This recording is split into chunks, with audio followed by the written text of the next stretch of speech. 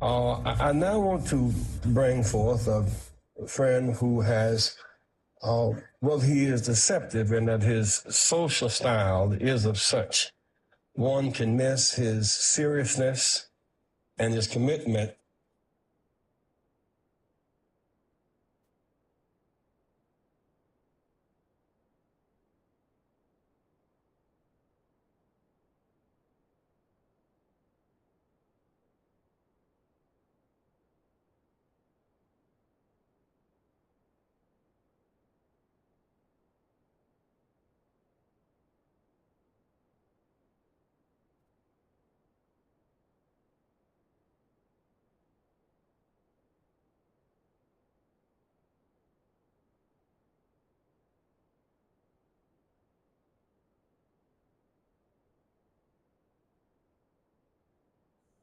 Springfield's Talk 1041. Welcome Tuesday, everyone. Hope you're ready for some just total complete awesomeness. Are you? I've never been so ready in all my life. Oh, well, What do you got for it's us? going to be a great Tuesday. I can just feel it already. We're streaming live. Yeah. Well, we could start off by telling people how it is that they can win some awesome stuff. Trace Adkins, 30-year tour. What is it, 30 years since? What is this? 30. What's the 30-year mark It's his 30th anniversary tour. of him? I guess of him just being on tour. Oh, okay.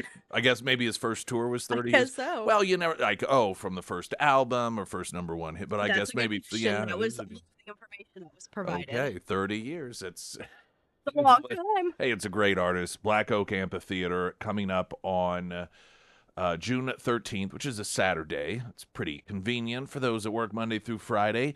Tickets are available, and you can also register to win them by texting the Pyramid Roofing text line the word 30, not the number, but the word 30. THIRTY. Text that to 417-447-KSGF, and that'll be your entry to win a pair of tickets to that Trace Adkins concert. And over at KSGF.com, you want to swing over there while you're on your phone or the KSGF app. You can also register to win Lunch Bunch with us and up to 5 folks of your choosing, friends, family, coworker, at Godfather's Pizza in Springfield.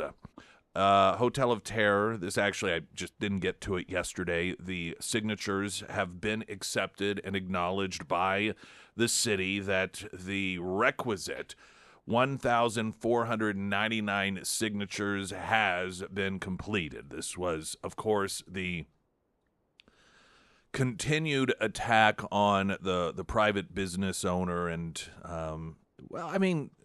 anyone who over the years have continued to make it a family and friend event around Halloween to go to Hotel of Terror, which is just one of the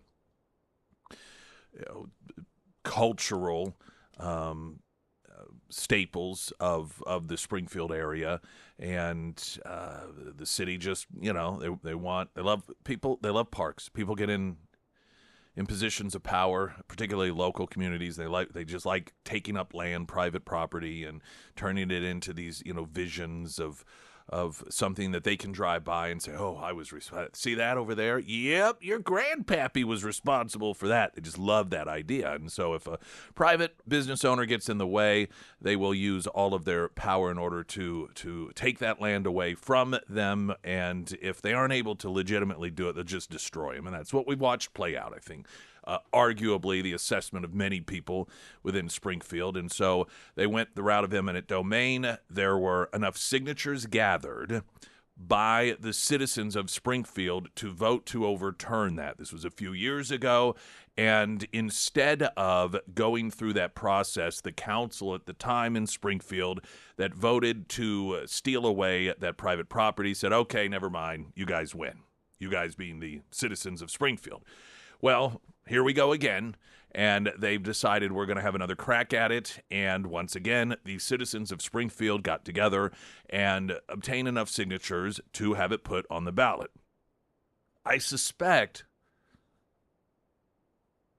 the city council is not going to overturn their own decision as they did once before. I don't have any inside information that leads me to this conclusion, but I'm not sure why they would even bother going forward with voting to do it again after it was very clear last time that this was something the citizens were going to push back against. And nothing's really changed. I just don't believe that the city had any reason to believe somehow this outcome would be different. So point being is they knew, I imagine, what they were getting into. They knew that, I find it unimaginable they didn't know that doing this, voting once again, eminent domain, that they had to know that the citizens were once again going to get enough signatures and that it would go up for a vote, that they would be successful as a citizenry in doing this. And why would you have another go at this if if you knew, or if you're just going to turn around and do the same thing as you did before, ultimately? And so this is why I suspect that they will let it go to a vote. Now, why would they let it go to a vote if all things signal they will lose? I think they're at the point now of just sending a message to other business owners that you may fight them, and you may even be victorious in the end, but they will drag you through hell. They will take up years of your life. They have your tax dollars and the tax dollars of everyone else in the community to just relentlessly punish you over and over and over again, day in and day out, while you're just some local business owner trying to raise the family and continue to create an environment in Springfield that has long been loved and considered a staple of Springfield culture for decades, generations. I don't know if at this point it is so much about actually winning this fight as it is winning the war over the population, making an example. Because, I think that it could be very successful if you are some small business owner in Springfield and they come along one day and they say, you know what, we've decided, we don't have enough parks. You drive by parks in Springfield, they're overflowing with people 7 days a week, 24 hours a day. We just don't have enough of them. We've got to have more park space, and we think that your business sits atop it. So we are going to take the business away from you. We voted for eminent domain. That business owner is going to remember what the Hotel of Terror has gone through. And even if Hotel of Terror is victorious in this, and I shouldn't even say the Hotel of Terror, but the people of Springfield are victorious in this battle against the city government, that's not what the small business owner facing the government of Springfield is going to remember. They're going to remember the years and years and years of fighting. They are going to remember, or estimate in their own mind, calculate the hours of attorney fees. And when so many local business owners work themselves in the businesses, don't even pay themselves, they are going to recognize, I don't have the ability to fight back against this entity. And even if it came to a decision by a small business owner to try and fight back and to go out and collect the signatures, and there's going to be the recognition that for the average business, there's not necessarily going to be the groundswell of support like there is Hotel of Terror, because Hotel of Terror is a destination for thousands and thousands and thousands of people in Springfield. And so there's an attachment to it.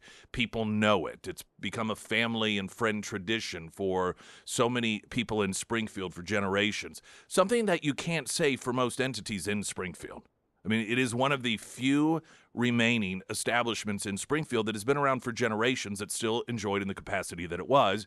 And Springfield, while they're running around worrying about bridges and spending millions and millions and millions of dollars on bridges that, go over the railroad tracks that don't have that sort of connection, that don't have that sort of annual community of bringing people together.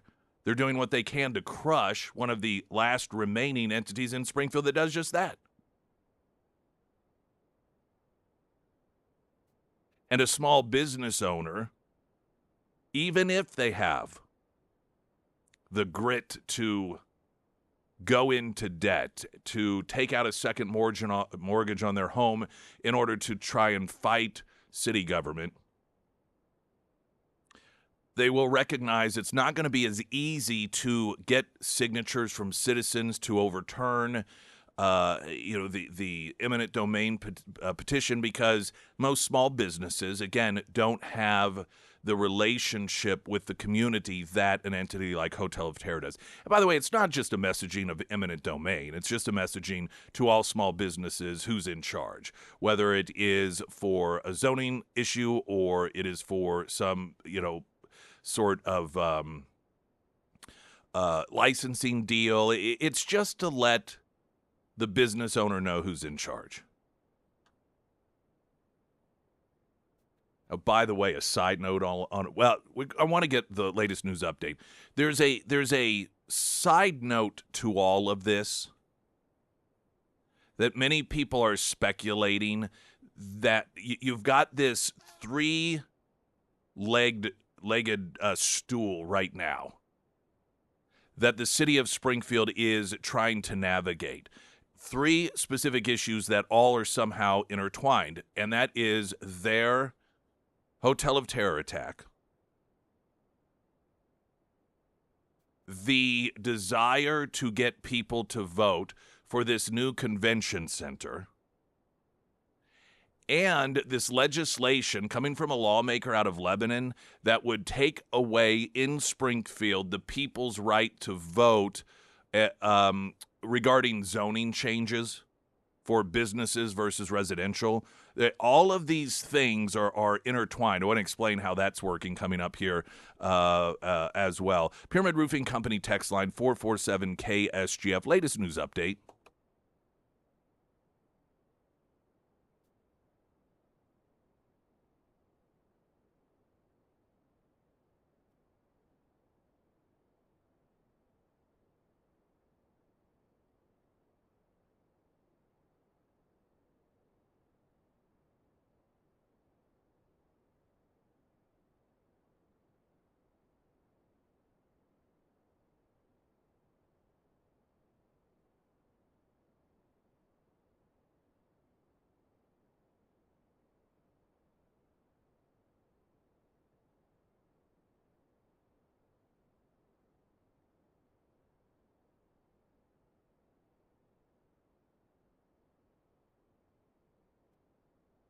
And the first alert forecast from Ozarks First meteorologist Tom Schmidt, sponsored by St. Clair of the Ozarks Home Improvements.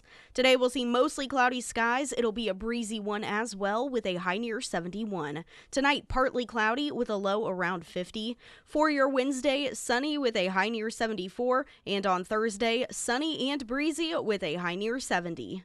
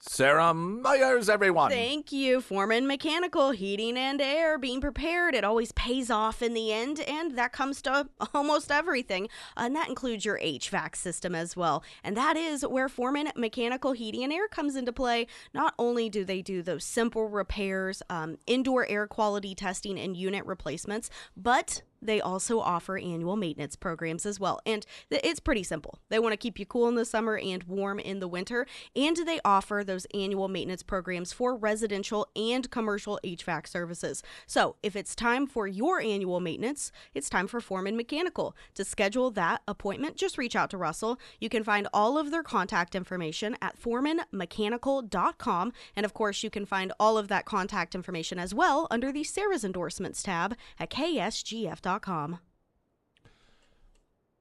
Hotel of Terror, Convention Center in Springfield, and House Bill 2847. What do these things all have in common? What is their connection? Now, House Bill 2847 has been in the news lately. We've talked about this on a number of occasions. I think perhaps once with Tom Martz, but outside of that as well. Actually, that I know we talked about with Tom Martz because we discussed the way it was written to specifically be legislation that applied to Springfield itself on a state level. And that is disallowing the citizens of Springfield to challenge city zoning decisions through ballot referendums.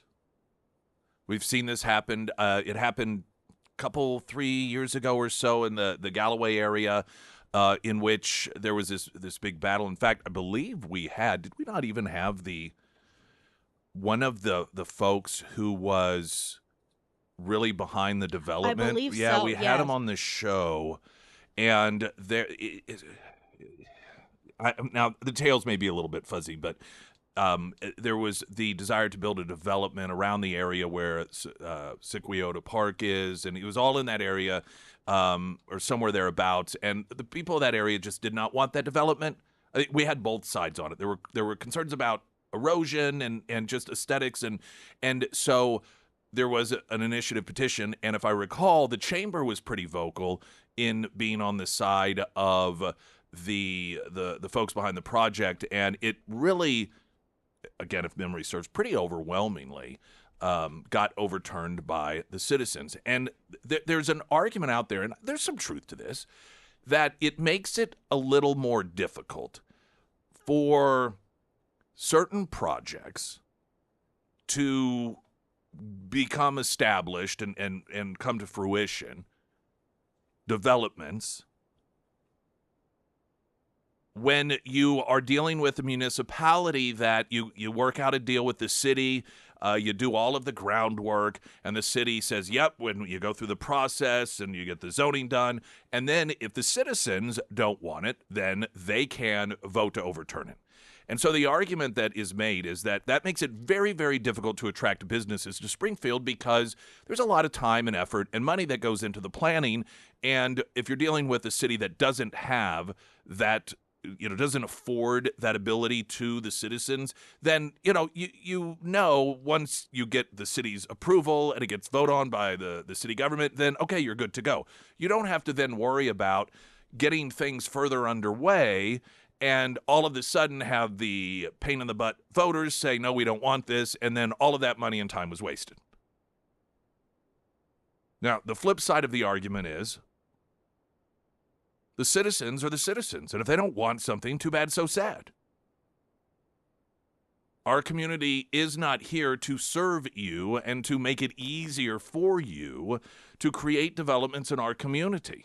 And if we don't want it, it's our city. We should have the right to say whether or not we want it. Yes, we elect people to be in office in order to make zoning decisions, among other things. But if collectively as citizens, we decide, hey, that's way out of line with what we want, we don't surrender that right and just give up all of our voice and our democratic power. So we should have the right to have a vote with certain standards. You have to get so many signatures, and there's some standards into place. And so that's the argument on the other side. So there was legislation, and I'm going to explain how this comes in with the convention center and the Hotel of Terror, that was presented that takes away the ability of voters to do that. And interestingly, the council in Springfield is suddenly on the side of the citizens when it comes to their voice. And they've really pushed back against this. They've been vocal about it. They voted to, essentially symbolically say, hey, we don't like this. We don't want this. And this caught a lot of people off guard because this council and previous councils, it's just a culture in Springfield, has a reputation of not giving two rips what the citizens want.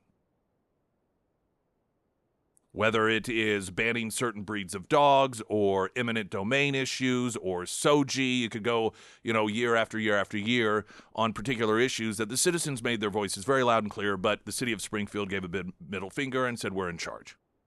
And generally speaking, the citizens have overcome. So this caused a lot of people to scratch their heads and go, why all of a sudden is the city on the side of the citizens? Enter Convention Center. The city, as most of you know, went to the voters and said, hey, we want yet another tax in Springfield, and we want it in order to build this convention center. And there are a lot of vagaries in it, and I think that it was assumed it would pass. I assumed it would pass simply because the people of Springfield, it's been decades since they said no to a tax increase. They just always, say, yep, let's do it, sure. I believe some within the city also expressed they were a little bit surprised by this. So they went back to the drawing board. They had these, they were marketing, info gathering purposes. They call them, we're just really interested in why you don't want this. Well, what they were doing is finding out what they could do and say in order to make you want it. This was all research. And they, pretty much openly did it. Created a website and come to the website and tell us what would make you want to have a convention center is essentially what the questions were. And so they're taking all of that, and that's how they're going to pitch it. And so they are going to ask the people to vote on it again. Now, the Hotel of Terror. So you got these three things going on. The Hotel of Terror puts on full display, again, the stereotype that the city has rightfully earned as not giving two rips what the people want. Now, when it comes to the legislation that would strip away the rights of citizens in Springfield to vote on overturning zoning decisions by the city, intelligent people could argue that, the people on the council, this is just sort of an anomaly, and they really are on the side of the people on this one. There are some who believe this is all positioning, that it is very inconvenient for them while they are asking you for a second time to raise taxes for the purposes of building this convention center, which has a lot of, quote, trust us components to it. when it comes to the amount of revenue that comes in, when it comes to, is it going to be used mostly by people from outside the city who come here and stay in the hotels and spend money that they otherwise wouldn't, or is it going to be mostly people who already live here anyhow? There's just a lot of uncertainty there. So there's a huge trust us factor involved in this. Well, at the same time, when it comes to so here that they're wanting all this money, this massive convention center. At the same time, you've got this guy, small business owner, who's constantly under attack by the city simply because they want his land. And the city, that on full display, it really reinforces the personality trait that so many people recognize in the city of Springfield as not giving two licks what the people want. So what the belief here is that to some degree, there's a recognition by the city that it's a bit of their own worst enemy to some degree, while they're saying, hey, we all love each other and get along, and come on, you can trust us to build a convention center and trust us, while at the same time, they know everyone sees them going after this small business owner. So the narrative attempt here is to utilize this legislation that would strip away the right of citizens to vote to overturn, zoning, to really stand up as a champion for the people on this. To try and, use a sleight of hand, if you will. So you forget about that whole hotel of terror. No, don't think about it. Think about how it is that we're fighting the chamber and we're fighting Jeff City for your right to tell us you guys are the ones in charge. That's how much we care about you, and that's how much we respect you as a voter. By the way, since, we're talking about what a great relationship we have, that convention center vote's coming up. Now, sometimes both things can be true at the same time as well. This could be, like I said, an anomaly where, for whatever reason, you have the people on the council that really, truly, genuinely, for whatever reason, have decided to alter course and be on the side of the people and their voice when it comes to that particular legislation. But it just seems a little too convenient that when they are trying to change the minds of the people on trusting them with your dollars in a convention center and what it's going to do, what it's going to look like, that they suddenly have found an issue that they can prove to you how trustworthy they are when it comes to defending your voice and your rights as citizens. And forget about that whole Hotel of Terror thing. Springfield's Talk 1041, I'm Nick Reed.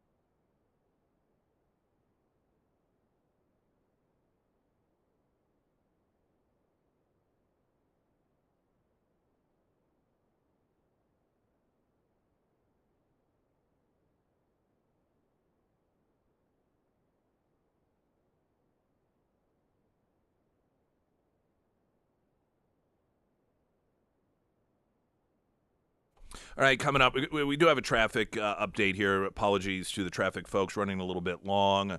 There was another transgender shooting, not in which the transgender was the victim, but the shooter. And it's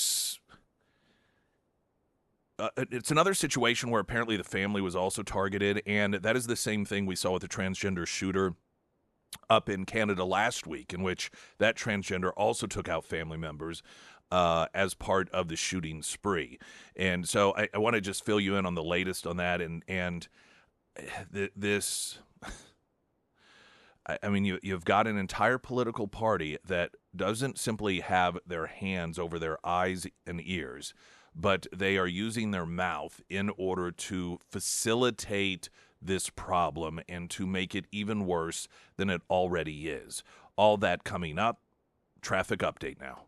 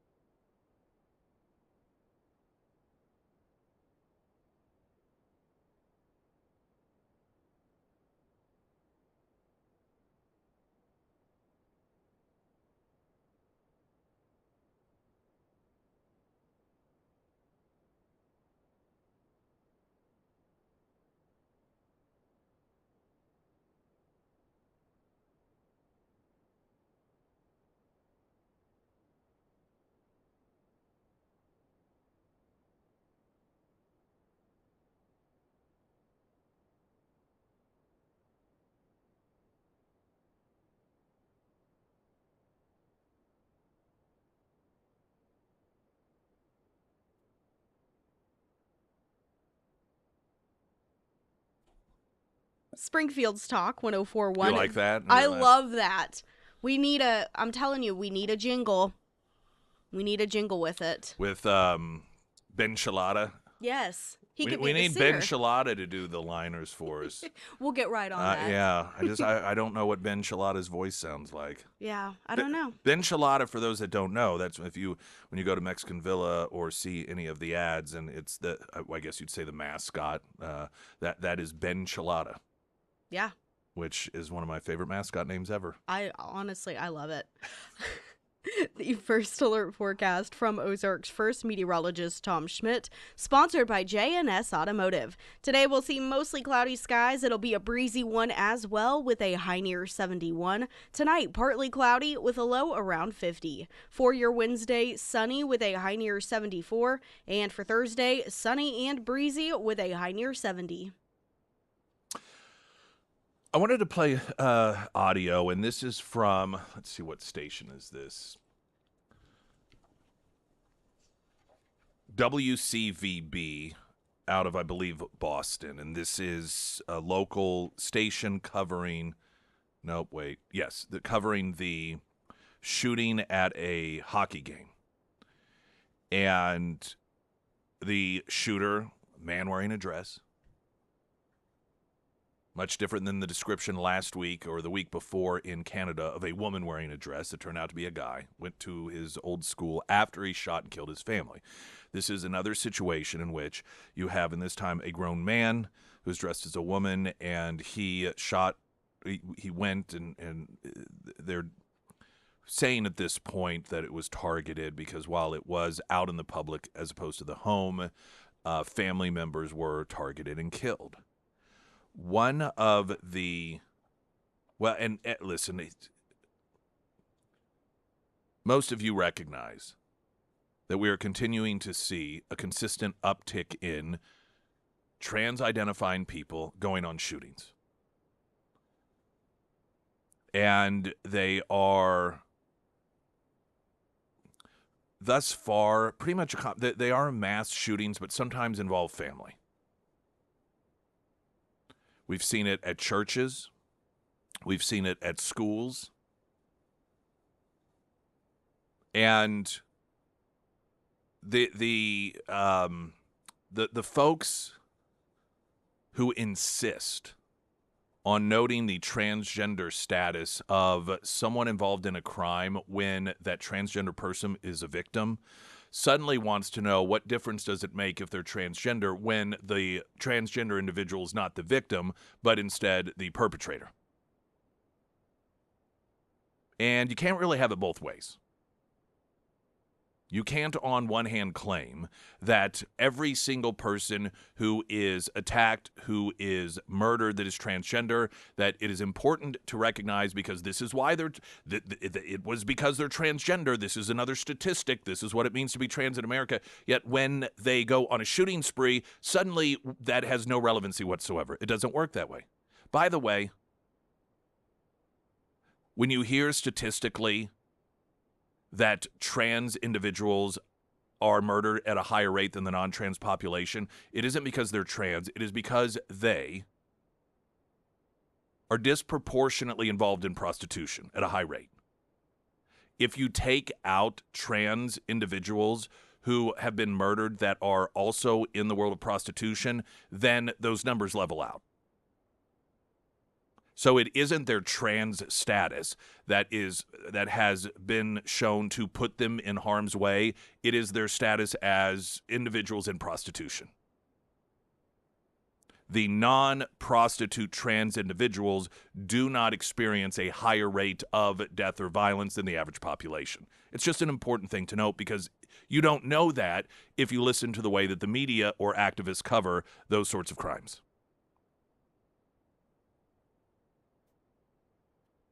The transgender man who shot and killed 3 members of his family during a high school hockey game, Lynch Arena, Pawtucket, Rhode Island, has been identified as Robert Dorgan, 56, of North Providence, who went by the name Roberta Esposito or Roberta Dorgano, and identified as a woman. Now, it's pretty interesting because, and this is, I suspect that this is just going to be ignored. All of this will be ignored by the left. But there are snapshots of what is said to be this individual's social media account that has shown him in the past showing support for Donald Trump. Now, this is quite a conflict for the left, of course, because they love to try and nail any person that carries out some sort of an attack as some sort of Trump supporter, but they want to really, really ignore it if that person happens to be trans. So what do they do here? It's quite a conundrum. One of the local television stations in the area was at the rink as people were coming out, and they talked with a woman that they said is one of the family members who survived, one of the daughters, and this is some of what she told that local television station regarding her father. Oops, scratch that. He shot my family, and he's dead now. He has mental health issues. Any idea why you would have done this? He's sick. He's very sick. If you have a loved one who you think is sick, trust your gut. All right, so the daughter, and you see the visuals of it, you can she's in shock. She almost looks like she's in a daze, just barely not in a daze. And this clearly is something that she does not seem surprised about, saying that he's been sick for a long time. He is sick. He's sick in the head, and sending a warning that if you have somebody in your family that you also believe sick, don't ignore it.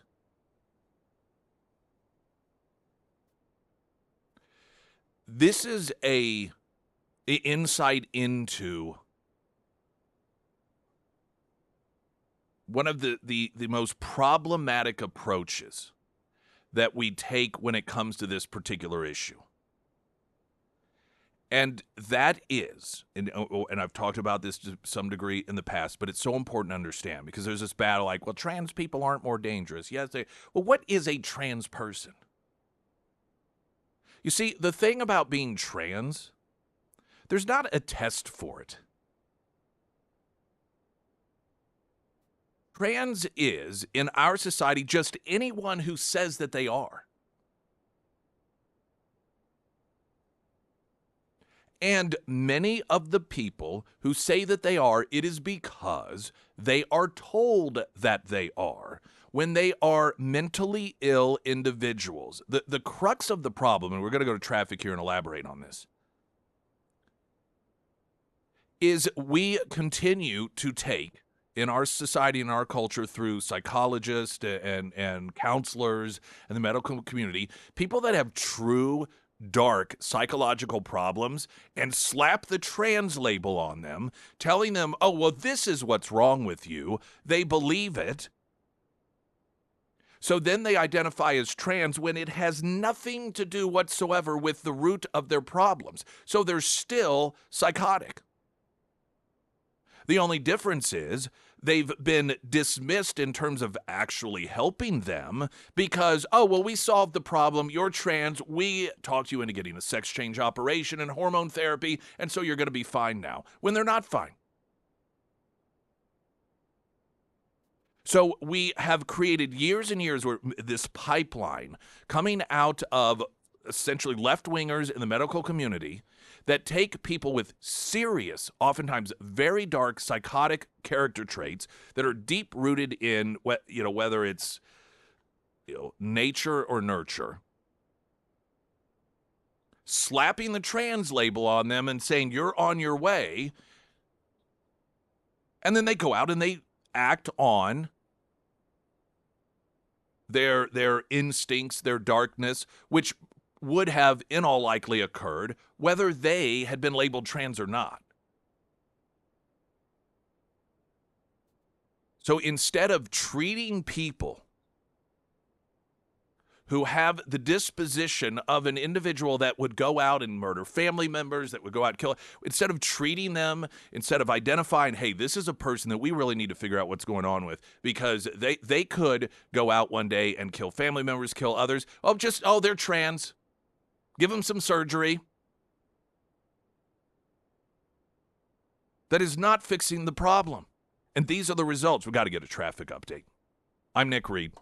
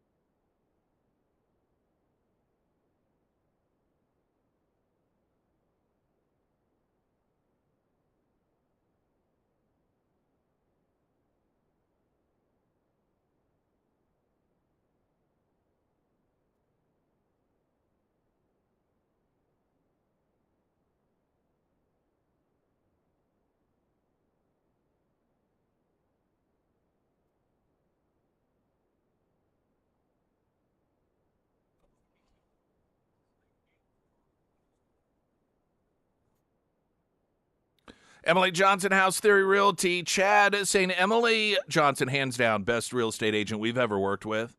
Highly recommend her to anyone searching for a home in Springfield, Missouri. Our journey to find the right home was challenging, but Emily was always patient, kind, proactive, going above and beyond every step of the way. Her extensive knowledge of not only Springfield, but Nixa, Republic, Willard, Ozark, Stratford's housing markets, neighborhood dynamics, and local resources were remarkable. When we needed contractors to upgrade our new home, she knew exactly who to call, and she made sure the entire process was stress-free. Emily also handled all of our paperwork with great attention to detail. Her expert negotiation skills secured us a fantastic price on our new home. If you want an agent who truly cares about your needs, choose Emily Johnson. You won't regret it. Ditto. You can find her under Nick's endorsements at KSGF.com. Another shooting at the hands of a transgender took place at a hockey rink in which the family was apparently targeted. One of the local television stations interviewed a woman that they said was his daughter, and she's like, he's been sick for some time, he's sick, and if you've got family and you know there's something wrong with them, don't ignore it. Incidentally, the trans shooter at this school in Canada last week that took out his own mother, his mother had made postings in the past, and I'm not sure if there was an article regarding this, and I don't recall if it was social media posting or elsewhere, like a Reddit, which I suppose some people consider social media, but point being, where she talked about his mental illness issues. From a very young age, back when he was 6 or 7 years old, talking about how, as his mother, she noted that when it came to, her and people that he knew, there seemed to be empathy, but if other people were harmed, he almost got joy out of it. And so it was clear from a very young age to his mother, he had mental issues.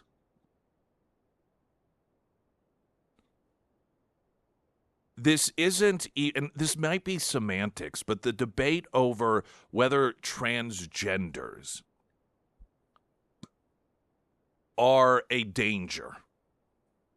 Transgenders are just a label that can be put on anybody. And what is happening is you have the transgender label that is very liberally be thrown around and attached to virtually anyone that has any sort of severe psychological problems. A lot of the individuals in particular grew, at a very young age, suffered severe and violent sexual assaults, which is one of the reasons that they hate their bodies. This is very prevalent amongst young girls who, get coaxed into sex change operations because, they hate their breasts. They hate their sexuality because they feel as if that's what caused their sexual assault. And so instead of really helping and getting to the root of the cause, you get these activists in positions of authority in the medical community that say, well, you're clearly a boy and you will kill yourself if you do not get this surgery, if you don't get these hormone treatments. And so whether it's somebody that is just born with severe psychological issues and problems, or somebody who, due to their upbringing and having some sort of traumatic experience, have these dark thoughts, instead of working to actually help these people and address their real problems, the left-wing community within the medical community, they slap the label trans on them. And not because they're labeled trans or they are trans or whatever verbiage you want to use, but because they're mentally ill people that haven't actually had their problems addressed, they go out and they act on their instinct as a mentally ill person. If you took people who had the same sort of psychological dispositions, but told them that getting face tattoos was the cure to all of their ails, that getting a face tattoo would prevent them from killing themselves, would make them happy. And so suddenly you have all of these mentally ill people running around with face tattoos, and then lo and behold, some of them act on their darkness and kill people. It isn't because they have face tattoos, it's because they're individuals with psychological problems who were told you need to get a face tattoo. And as long as the left continues to feed into this problem and cover up people who have real, true, deep, dark psychological problems and lie to them by telling them, well, you're just trans and you need a sex change operation, we're going to continue to see this thing happen more and more.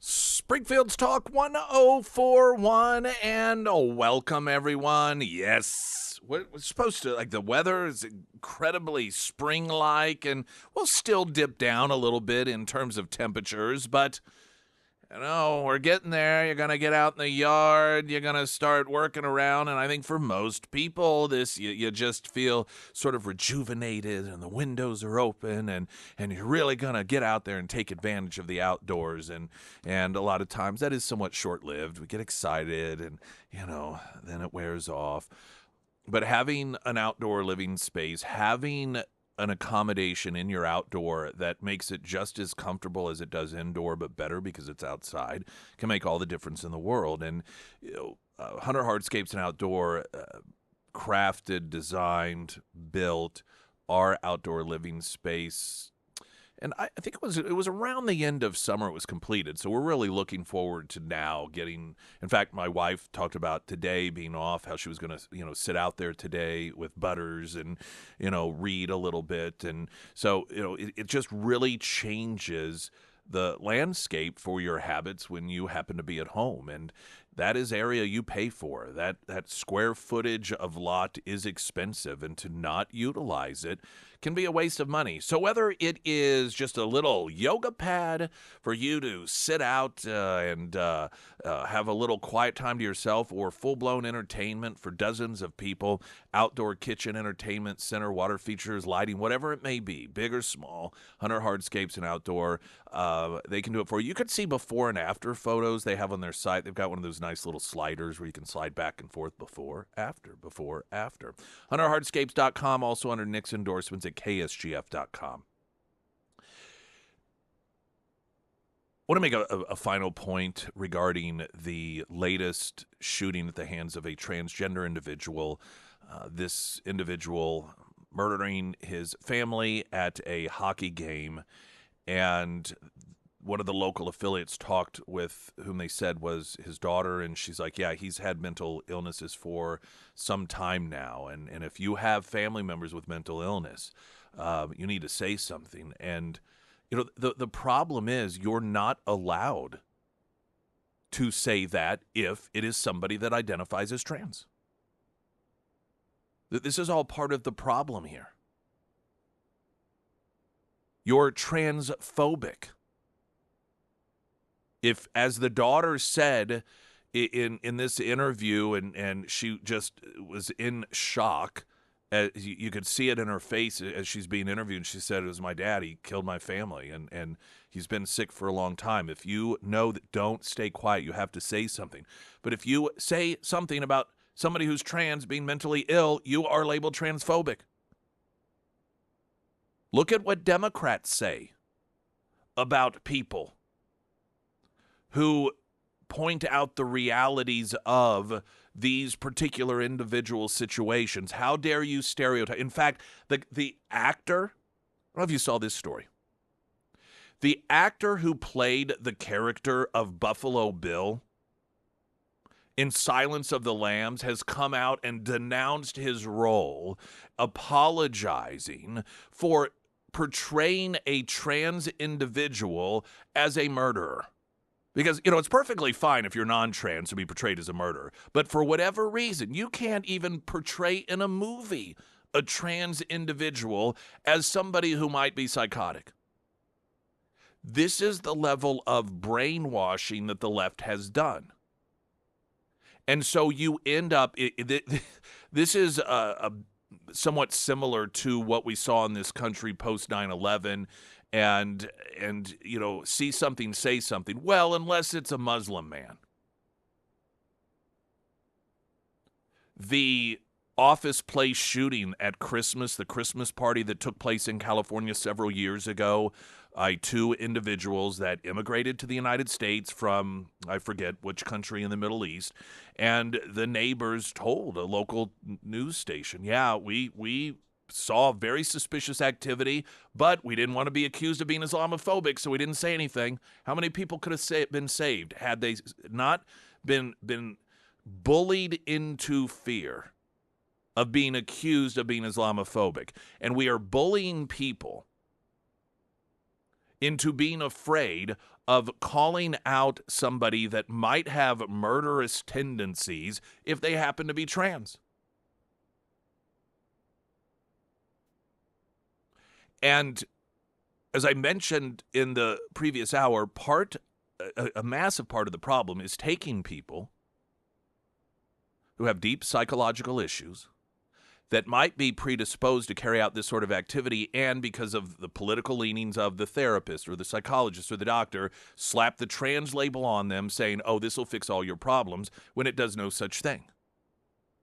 They're still psychotic. They just happen to have a trans label on them. Now, if I were someone who identified as trans that did not have, who didn't fall into this category. Let's say I'm some adult and, I didn't really have any massive psychological problems in terms of violent tendencies. There wasn't a darkness. I just kind of feel like a woman. Other than that, I'm perfectly fine and happy and normal. I would be on the front lines of pushing back against these people in medicine on the left that are slapping the trans label on psychotic people. The trans community should be the loud. If I'm part of any sort of community, whatever it might be, and let's say that, gosh, I can't even think of a good example. I love coming up with these, analogies, but if I'm in some sort of particular category, let's say that I love lacrosse. And for whatever weird reason, leftists in the medical community start taking people who are psychotic and telling them, well, it's because you secretly love lacrosse. You just don't know it yet. You need to become a fan of lacrosse. You need to become a lacrosse player. And so you've got all of these psychotic people that are running around the country, their problems not being solved because they were told you're a huge lacrosse fan and a lacrosse player. And so suddenly those people start going out and killing people. People are like, what's the deal with all these lacrosse people going to, is there something wrong with them? I'd probably lead the charge saying, would you please stop labeling crazy people as lacrosse players? Would you please stop telling them the reason that they have these dark images and that they are so torn up and emotionally disturbed inside is because they're not fulfilling their fantasies of being a lacrosse player or a fan of... Would you please stop doing that? Because you're kind of making us look bad. Why on earth non-violent individuals and individuals with non-violent tendencies that are trans aren't leading the charge against the medical community and slapping the trans label on these psychologically disturbed people is beyond me. And I think there needs to be some real discussions within that, quote, community about their silence on this and the damage that it's doing. Not only to future victims of people with real psychological problems that aren't actually being addressed, but to non-violent trans people. Latest news update.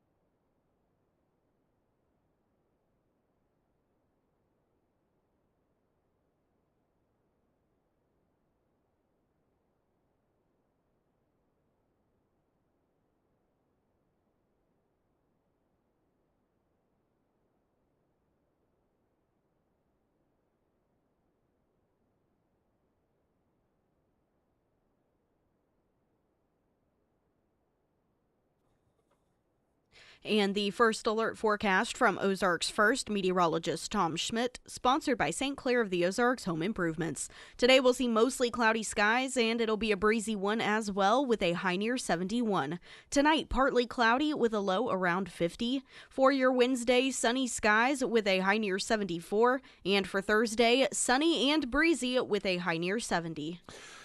My wife celebrated the announcement that Thunderation is going away. Oh, yeah?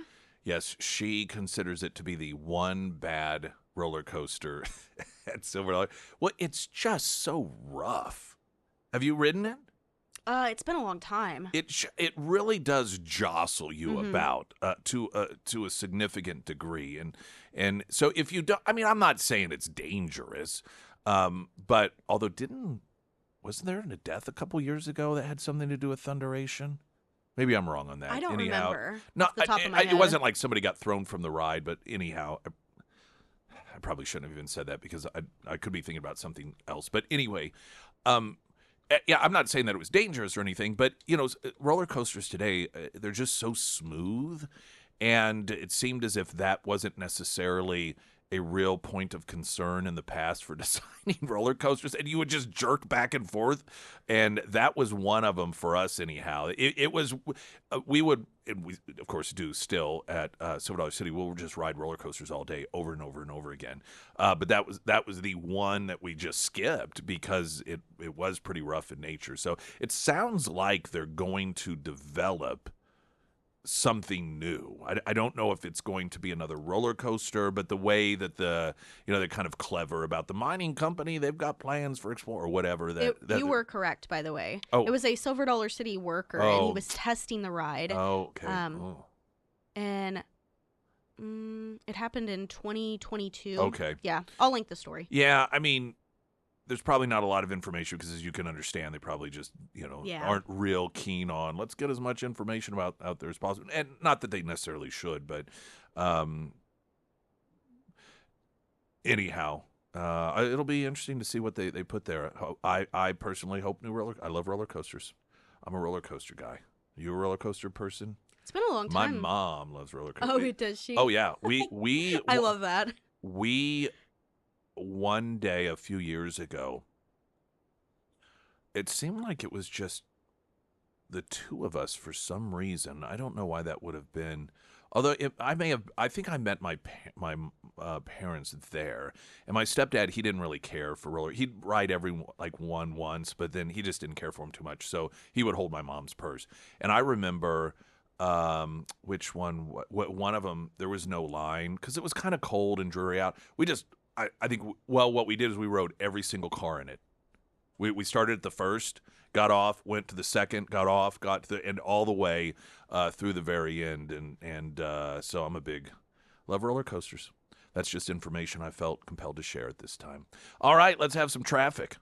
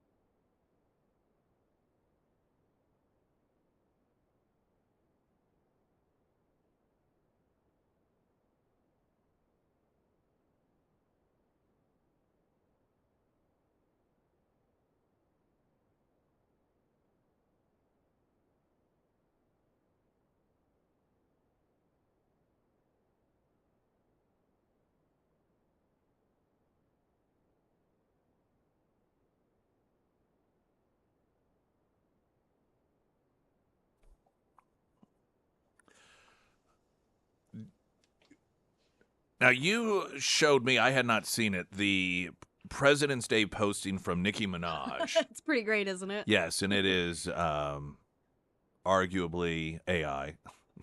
Now, why do you say that? And so is she in the driver's seat in that? It looks like they're in Yes. she and Trump are in a vehicle together. He's wearing a pink suit and With she, pants that have little pink flowers on them and a gold chain. What a hilarious duo that has developed with those two. Did you see the President's Day tribute that the Democrat Party put out? They put out a tribute, and it was a photo, and it was like a montage of Democrat presidents. But one of them was missing, and that was Bill Clinton, and this did not go unnoticed.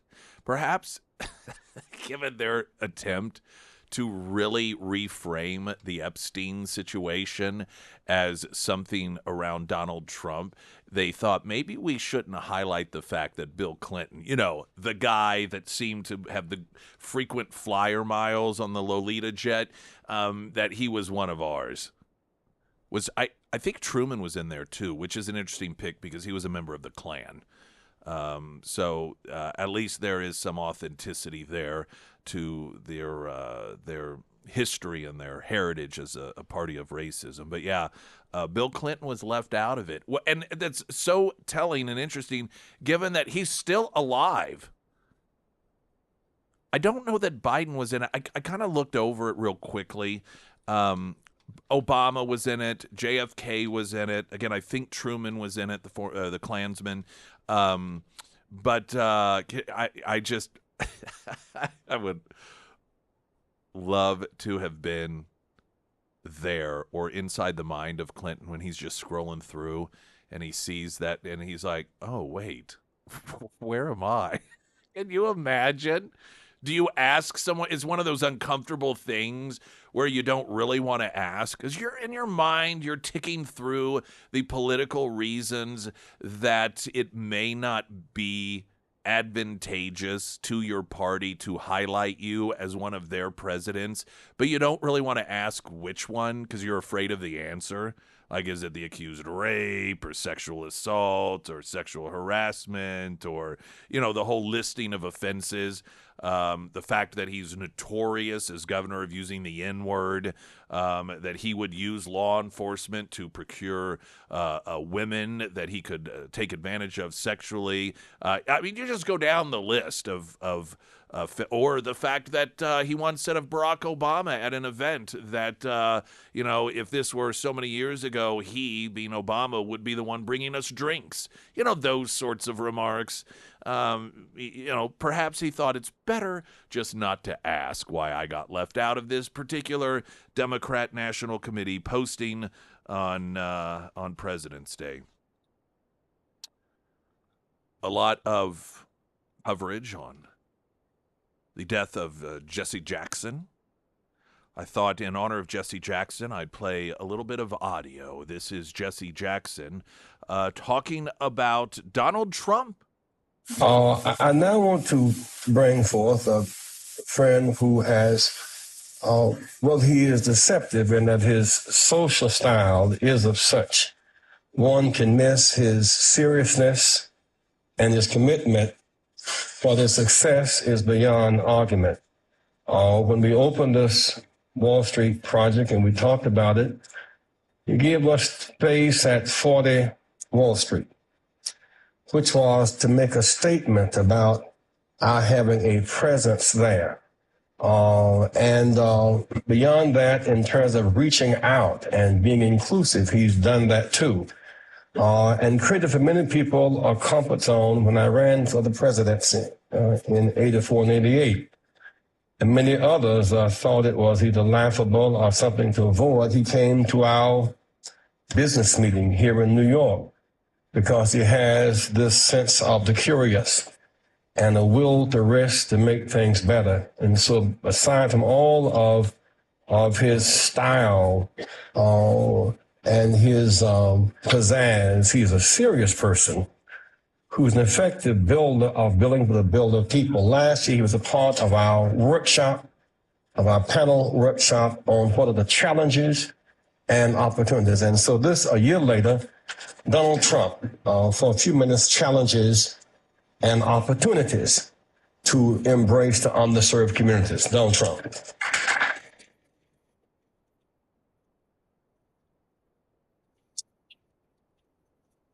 I will tell you, a large percentage of the people, and especially in construction, that are building these great jobs are Black and minorities, and I'm very proud of it. We have close to 25%, and I think the number's going up, and we'll do a great job. There are no better builders than we have in New York, and a big percentage of that is Black and minority folks. So I just want to thank everybody in the room for being here. I look forward to some questions. Thank you, and thank you, Jesse, and congratulations. So there is Jesse Jackson at an event honoring what would become President Donald Trump, a.k.a. racist Hitler, a really weird decision by the civil rights leader. So I actually thought about what's Trump going to say on this. He could ignore it, which would invite, no matter what Trump does, he's going to be criticized. So that there's just ignore it. But there's going to be a tremendous amount of coverage. He could post Jesse Jackson's background as a shakedown artist, and there have been entire books written on this, how he and his Rainbow Push Coalition, they would go to different corporations, ask for donations, and if they didn't make a donation, they would accuse them of racism and protest until the donation came. And in fact, I think the book may have been called Shakedown, all about just the shakedown of the operations of Jesse Jackson and how it was that he lined his own pockets. He could go that route, and of course, he'd be criticized. How dare you take this time in order to criticize a civil rights icon and so forth and so forth. He could go the route of just saying, "Oh, Jesse Jackson was a great American that did a lot for the civil rights movement." What I would do if I were Donald Trump, has he already done it? He has. Okay, what's he done?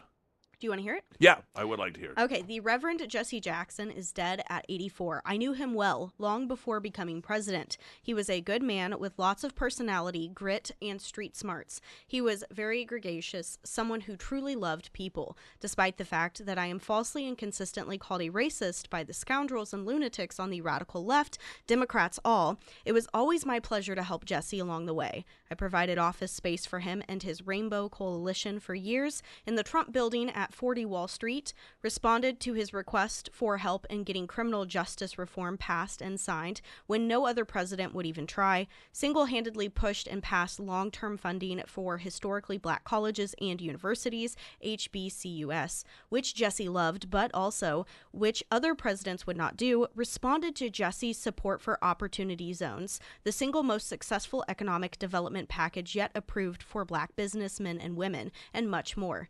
Jesse was a force of nature, like few others before him. He had much to do with the election without acknowledgement or credit of Barack Hussein Obama, a man who Jesse could not stand. He loved his family greatly, and to them I send my deepest sympathies and condolences. Jesse will be missed. President Donald Trump.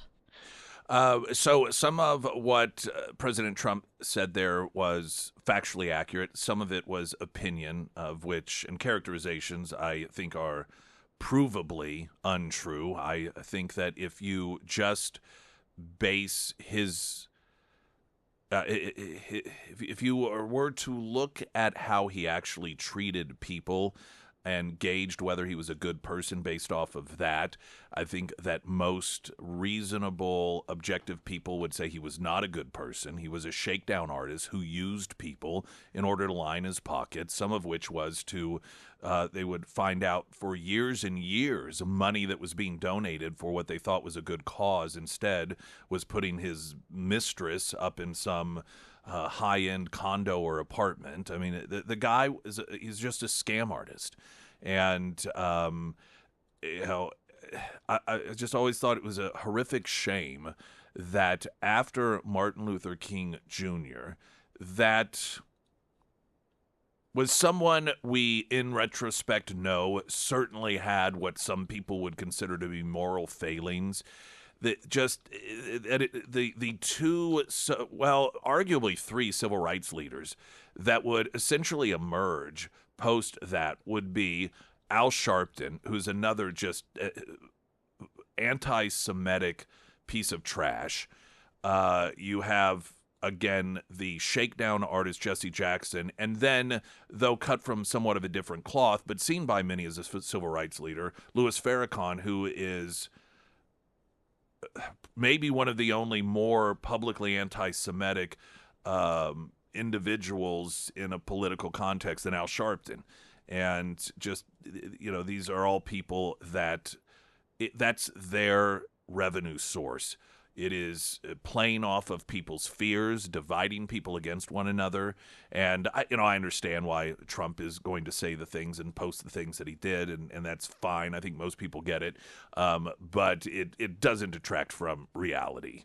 And what I was going to suggest is that Donald Trump simply note the passing of Jesse Jackson. Note that at times, though there were great differences in opinions, there were times in which Jesse Jackson certainly was on the mark. And then I would have posted the audio, and if there was video accompanying it, that I just played you, in which Jesse Jackson was honoring Donald Trump for all of his work, his hard work in helping lift up the minority community.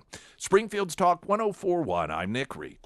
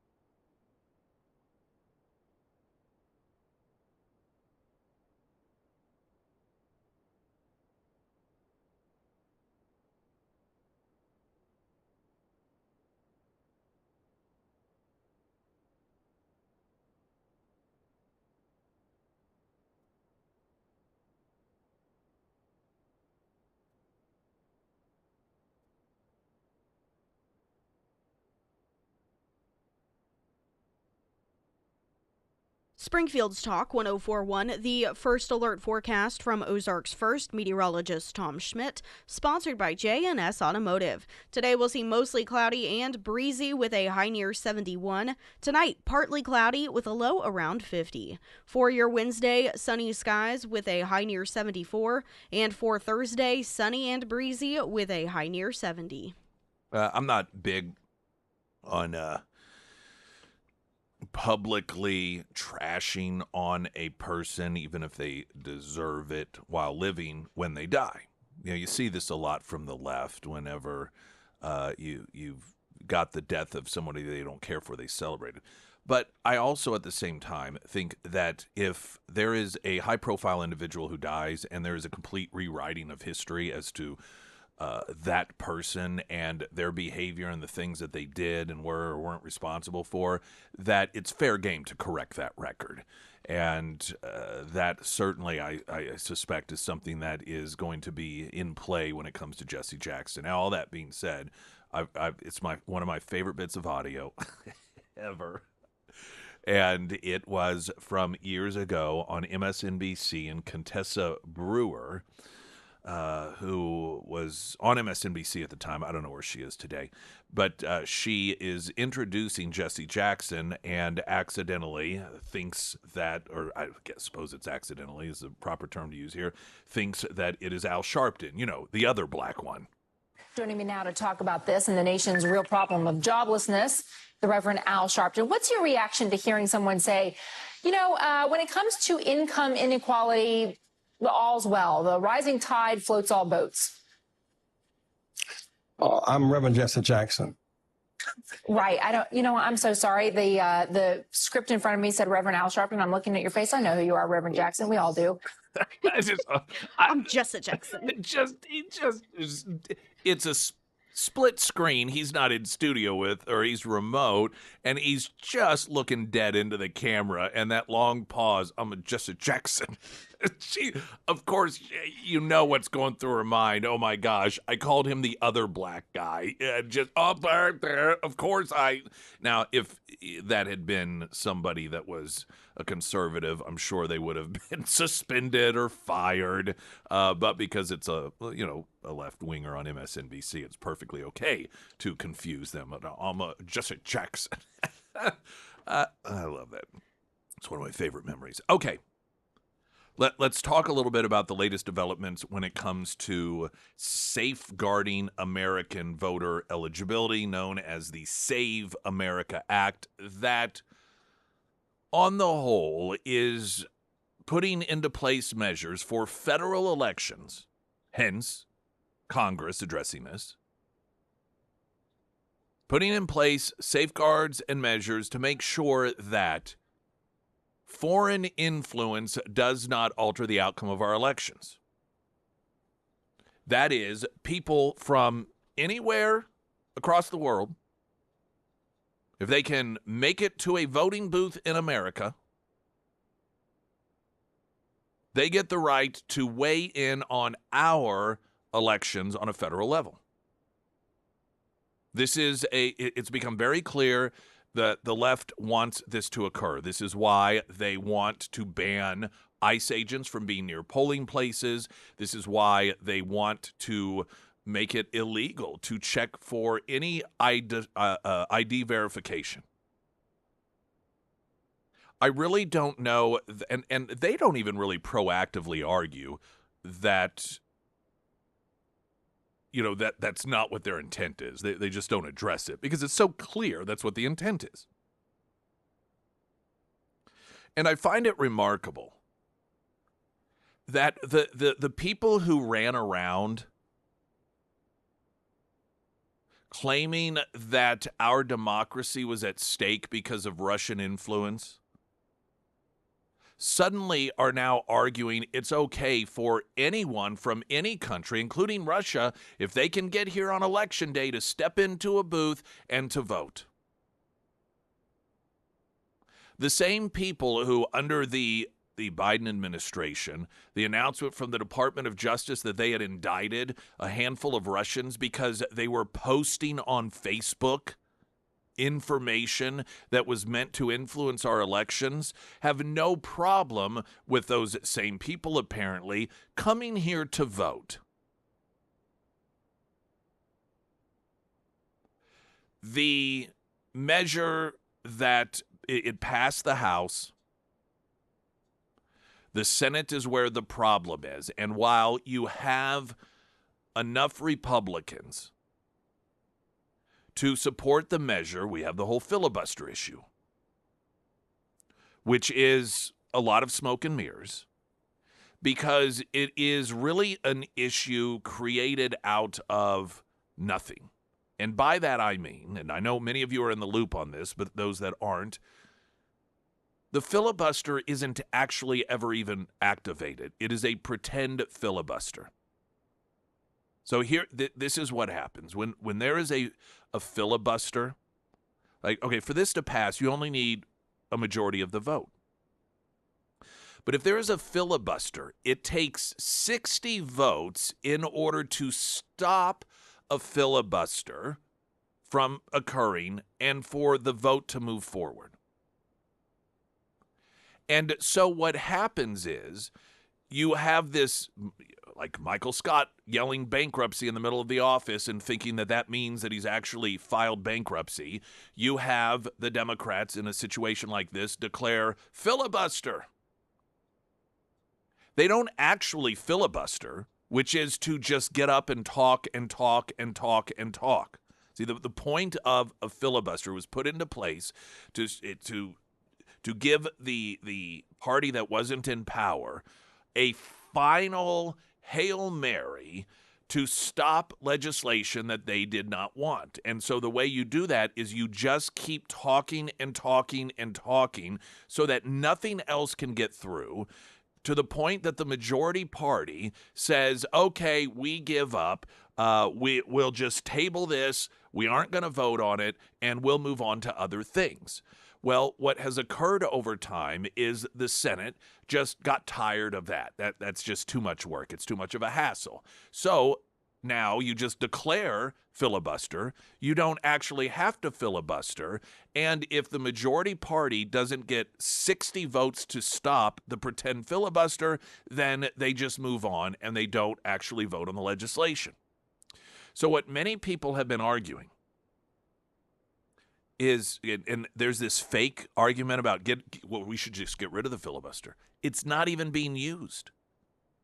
Actually force the filibuster to be used. In other words, don't just pretend that they're filibustering. If they want to filibuster, they have to get up and keep talking and talking and talking and talking. You see, this is the real secret battle that's going on.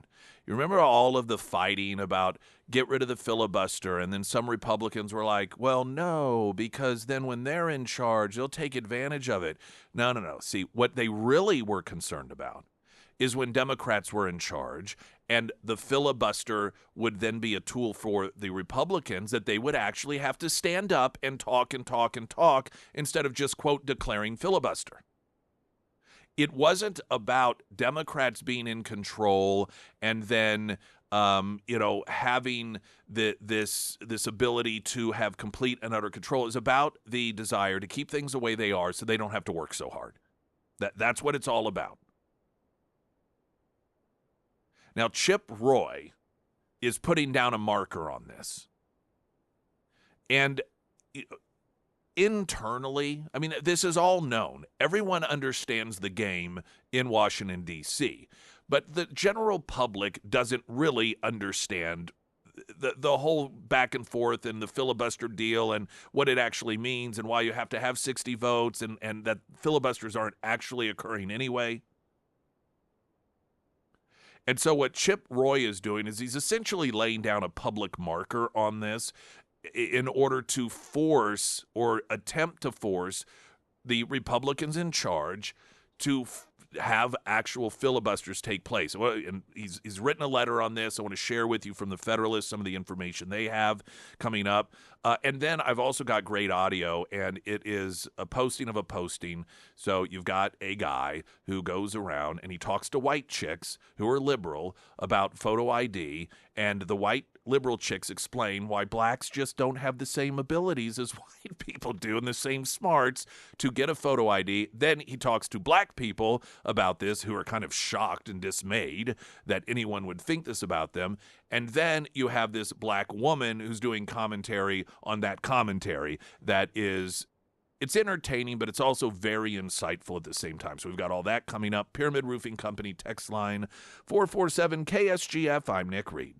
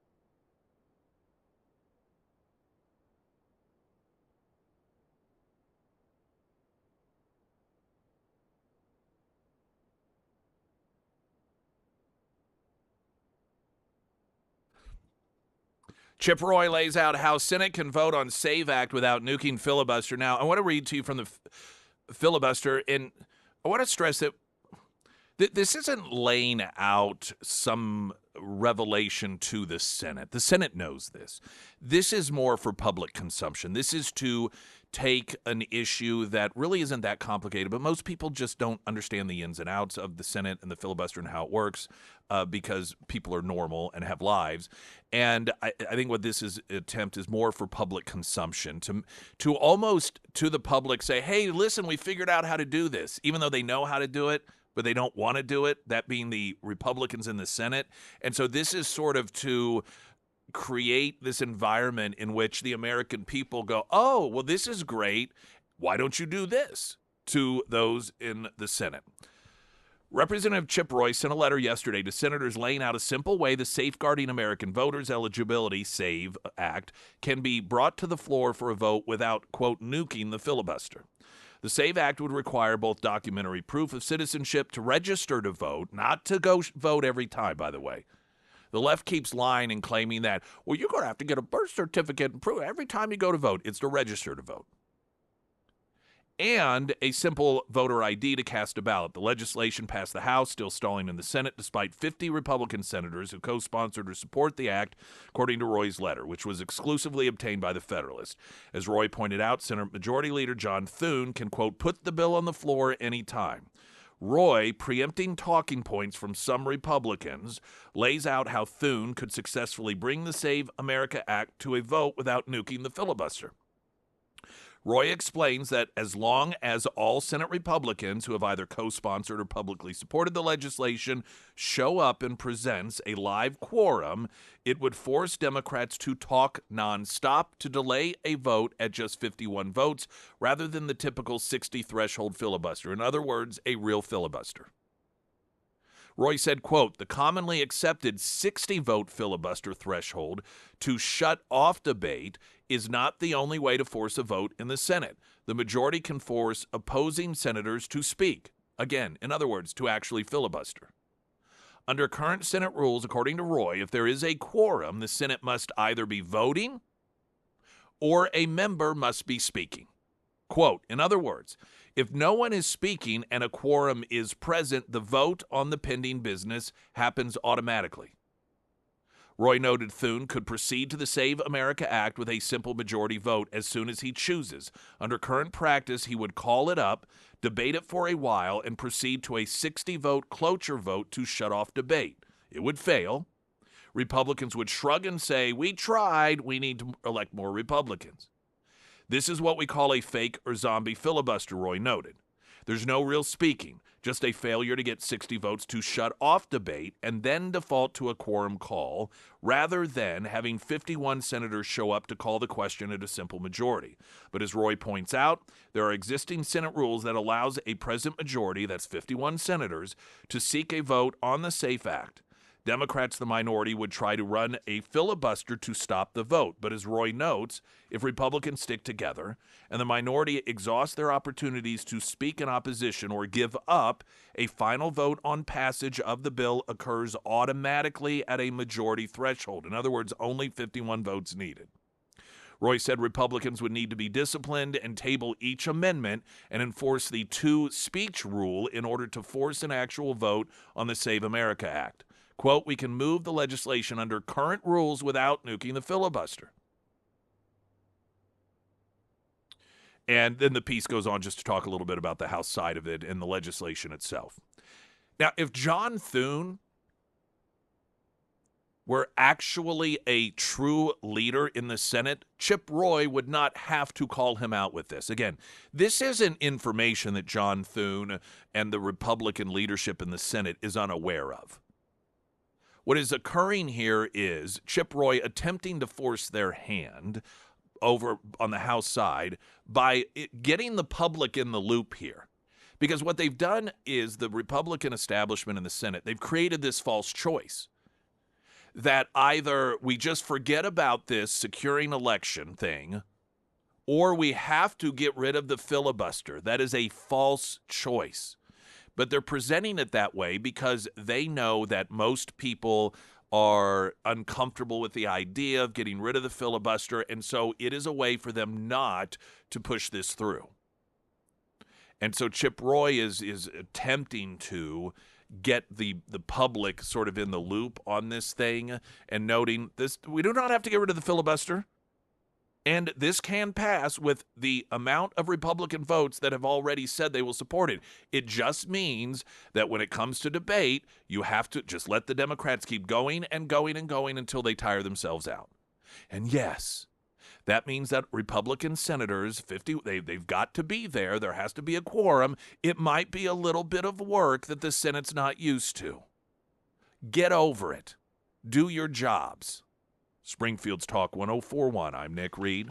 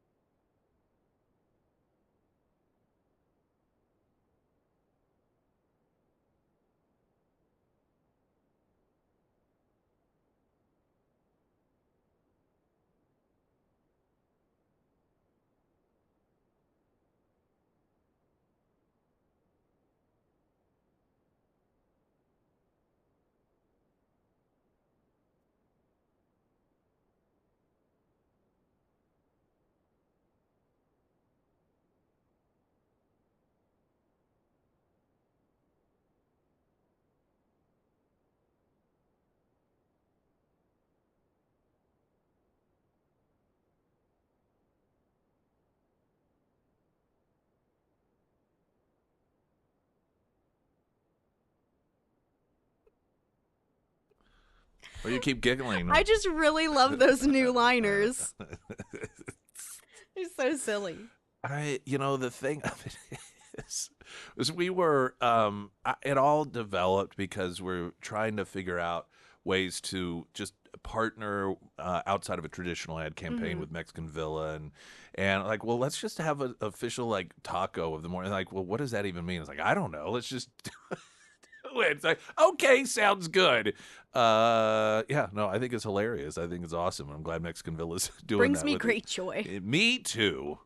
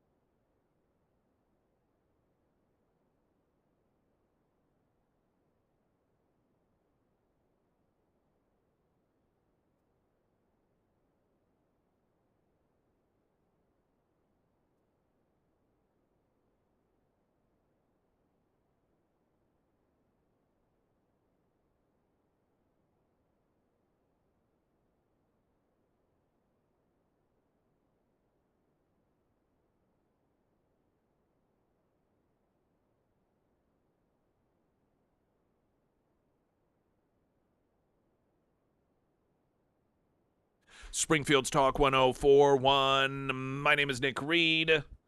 Sarah Myers is here. Hello. Hello. Hello. Hello, love. Hello. Did you say hello? No, I said hello. Do you know what movie that's from? 40th anniversary, Labyrinth. Oh. One of the greatest film. Oh, don't tell me. With David Bowie? You've not seen it. Don't. Seen bits and pieces of it. Bits and pieces. What the hell? I don't watch movies. Bits and. Well, now. Oh, I'm sorry. Is this hour sponsored by Liars? What do you mean you don't watch movies? Like to be outside. You're always watching movies I recommend. Well, it's because you recommend them. Okay. Well, you have good taste. Yeah, I thank you for that. Mhm. Labyrinth is a good movie. Hey, It's I'll always put it been on the list. It's seen bits and pieces It's of it. 40 years old. I don't know if you'll like it or not. I think they're making another one, but of course, obviously, I don't know what it. I don't know how I feel about it. I'd have to see it. I don't know if Jennifer Connelly's going to be in it. That was the first thing I saw her in. Childhood crush, David Bowie. It was a great movie. He was the Goblin King, right? Yes. Okay. Nice research over there on the fly, like I'm literally putting your podcast up. like clicking away. Oh, he was the What is goblin. The Labyrinth. He was the Goblin Queen, right? Oh no, close.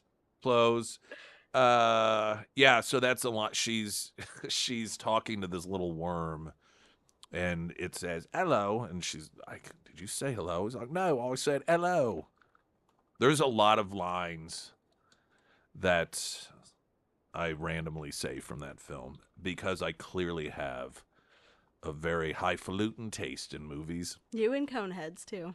Yeah, Coneheads, that is another very underrated. I tell you what, honestly, is one of the most underrated movies, Galaxy Quest, with Tim Allen, Sigourney Weaver, Alan Rickman, I think. If I feel like I always get his name wrong. He was in the Harry Potter films and Robin Hood as a sheriff of Nottingham and theater actor.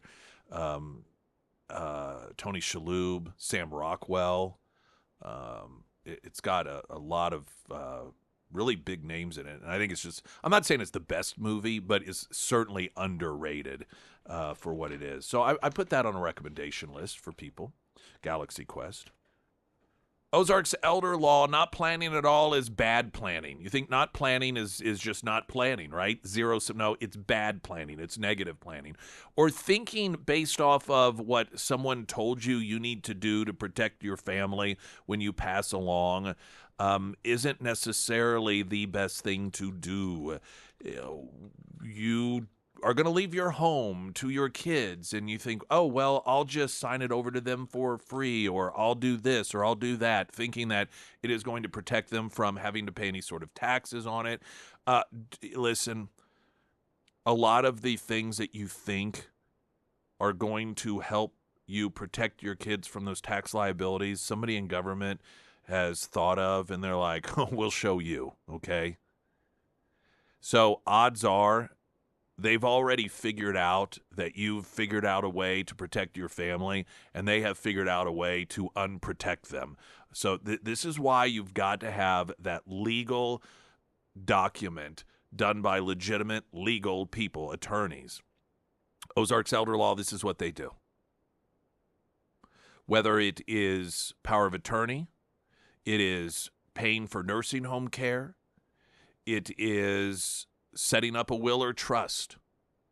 And the consultation, because you think, I don't even know what I need to know. I don't know what questions to ask. And what's that going to cost? How much per hour? To find out everything you need to do to make sure that the government doesn't screw over your family when it comes to taxes and transferring of properties and so forth. All of that is a consultation. That is a courtesy consultation from Ozark's Elder Law. It doesn't cost you a thing. And then they'll tell you up front, if you want us to draw up the documents for you to be protected, this will be the cost, one cost for you, so you know ahead of time. OzarksElderLaw.com, also Nick's endorsements at KSGF.com. I want to play audio for you. It is a combination of entertaining and informative. It is regarding the Democrats' continued narrative that black people don't have the ability, intellectually or otherwise, that white people have when it comes to the need to get a photo ID in order to vote. Now, reality defies this, of course, because black people have IDs already. This isn't even about acquiring ID. This is about showing the ID that people already have. But what the Democrats want you to believe is that this country is filled with black people who don't have any form of identification whatsoever because they're just ignorant and don't have the intellectual capacity that white people do. And so they're just walking around without IDs. There was a video posted of a guy, and he talks to white liberal women, which, as we all know, are the worst, about this issue, and them explaining how it is that black people just, they're just not able, they're not capable to do these things. Then he talks to black people about white liberal women thinking this, gets their perspective, and then that video, there is commentary by a black woman talking about the whole scenario. And we'll get the video itself up so you can see it as well as hear it. But for the purposes of radio, here's the audio from the video.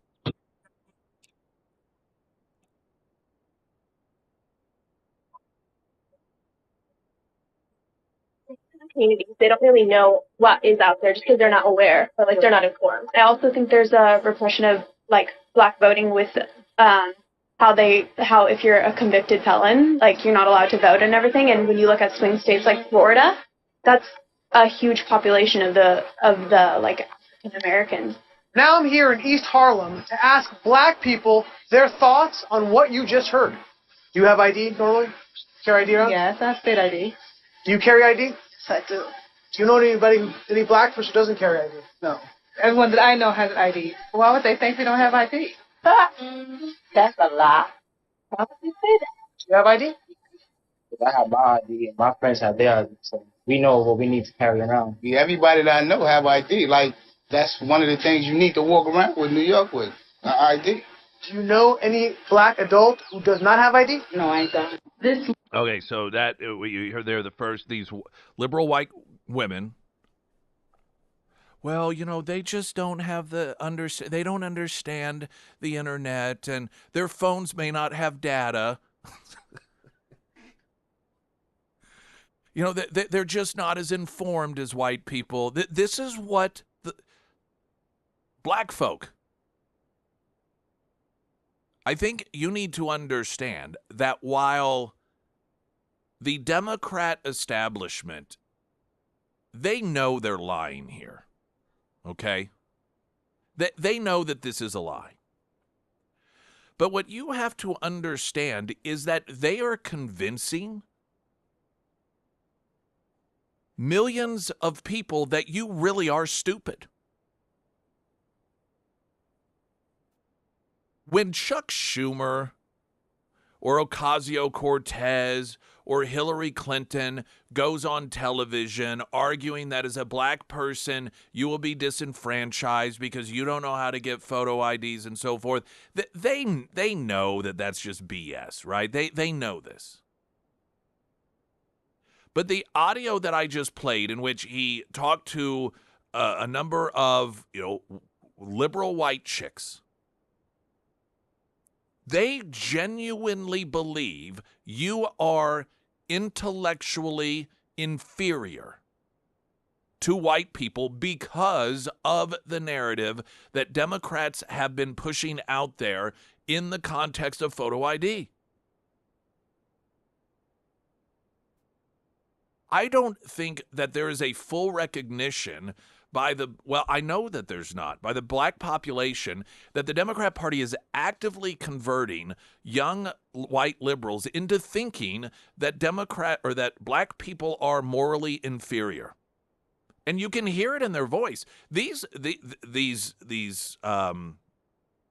liberal gals, you can tell they genuinely believe this because of what they've been taught by the Democrats.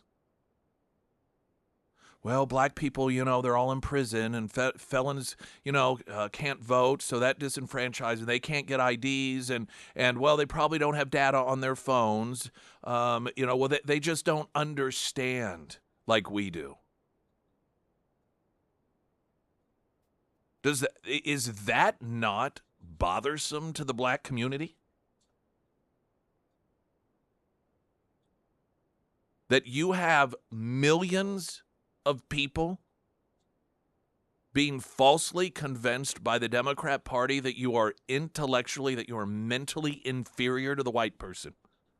Because now Democrats can all they want claim, well, no, that's not what we're saying. But you listen to these white liberals, the young ones, about why it is that they think photo IDs are racist, and they believe it. This is what they think of you. I want to pick up here, and there is, after the showing of the video of the white people, and then the black people who are like, who says that? See, this is another part of the problem. Somehow you have, so many people are out of the loop of what goes on politically, so they don't know the narrative. They aren't watching Meet the Press. And you have these people in the black community that have no idea that this is what Democrats are trying to convince people, and doing so successfully. And so then you get commentary of the video from a young black woman. Literally sums up white liberals. Their assumptions and low expectations on black people, it's patronizing. They think that we are incapable of using the internet. Literally every American citizen from the age of 13 has ID. So to sum it up, white liberals think that we are dumb, poor, or criminals incapable of getting voter ID. Lord have mercy. And it's on full display. And while, again, some elected Democrats, they may believe it, many of them know better. The people to which they speak, they prey on, the ignorant, the white liberal, particularly white liberal women, they believe them. So what she says there is a black woman, and recognizes that you've got to understand, this is what they are training white liberals to believe of black people, which is why they think they need to be your savior, because you don't understand the internet, you aren't capable, you're not as smart as they are, and you're probably a criminal anyhow. And you, in all likelihood, if you're not a criminal, you don't have a job, and you're poor. That's what the Democrat Party has created in the minds of people on the left when they think of a black person. What an uplifting political party. Latest news update.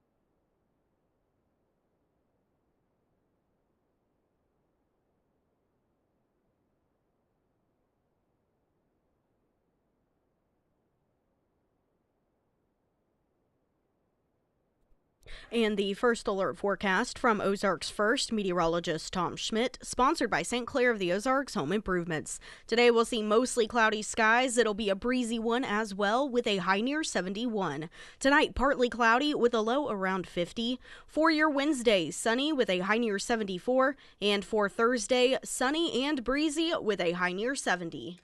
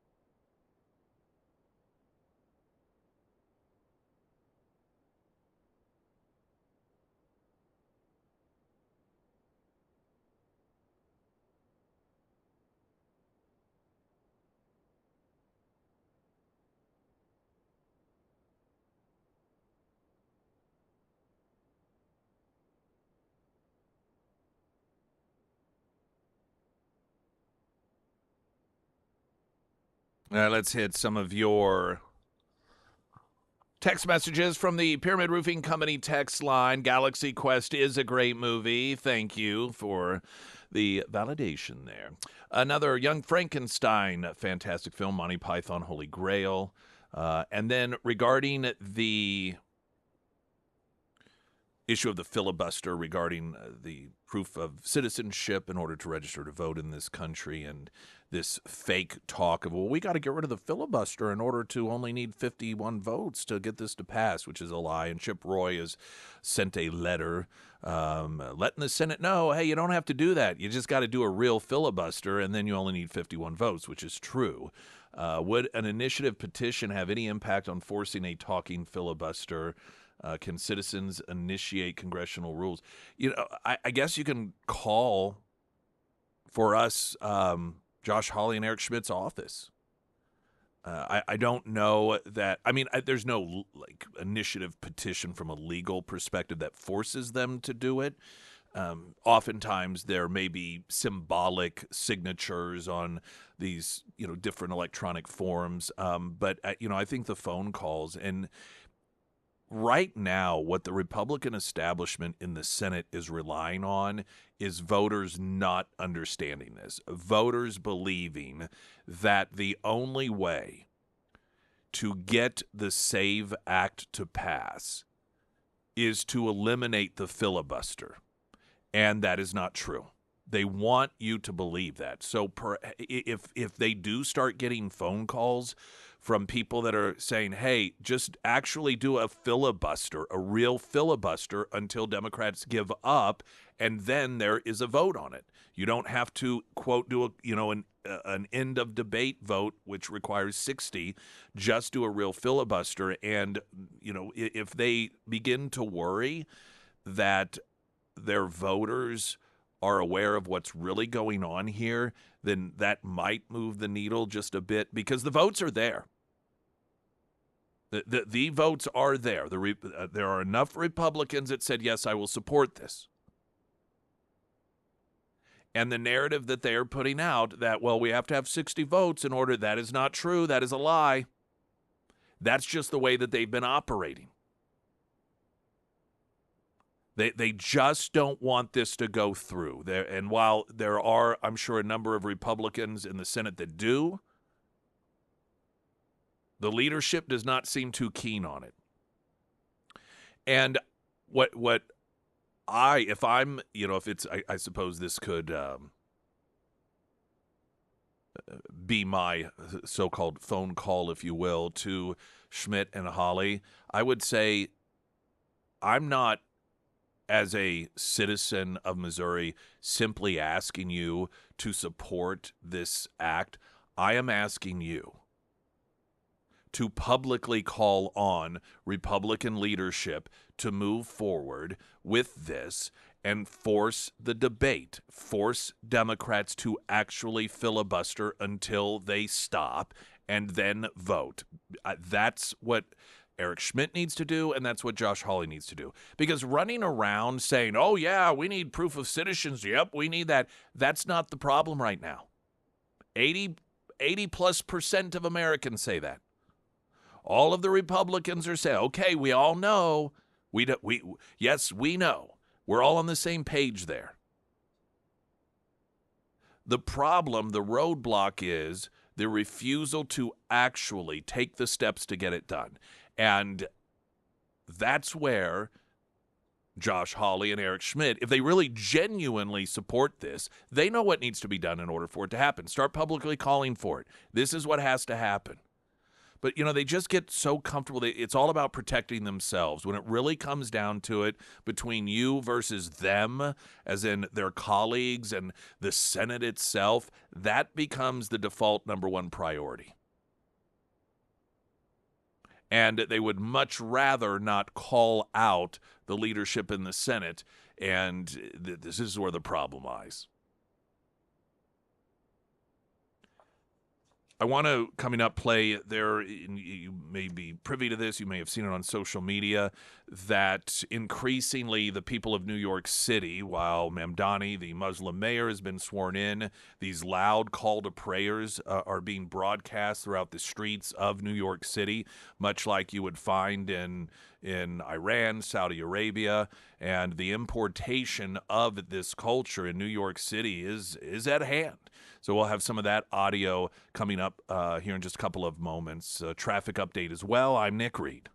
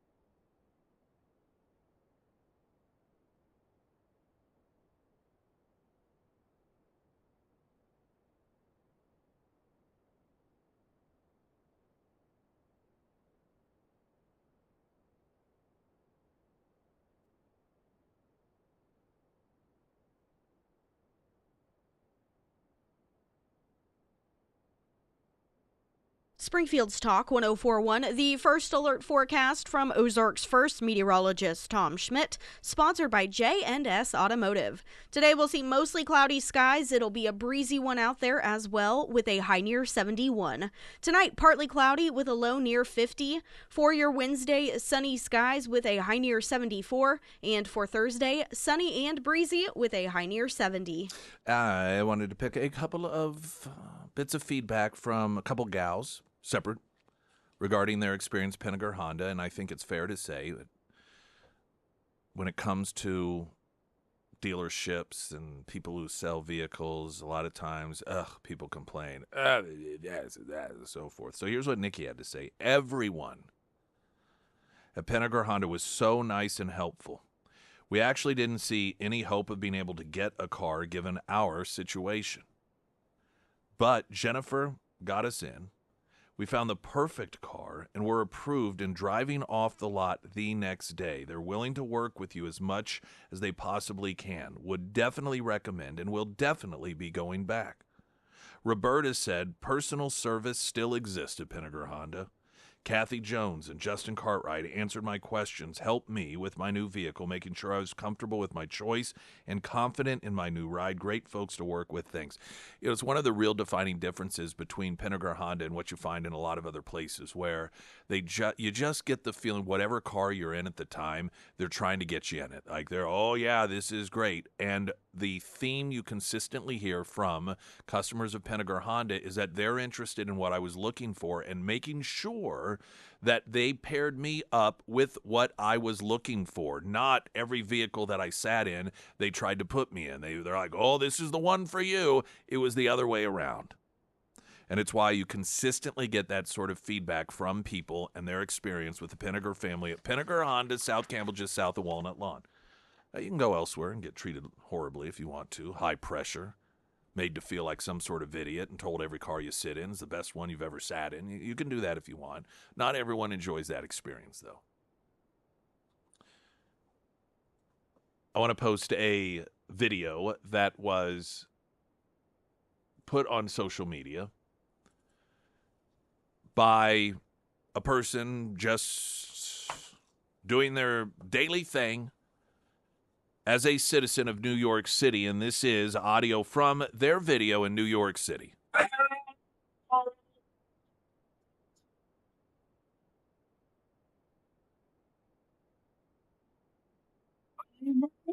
My life is going to be here hearing this in the middle of New York.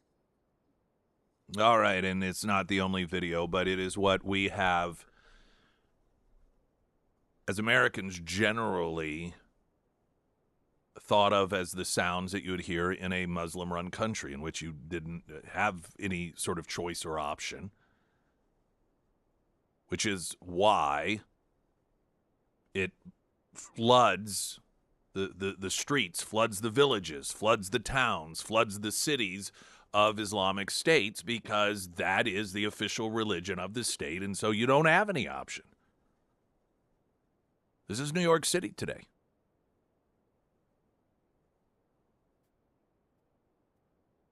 This should come as no surprise.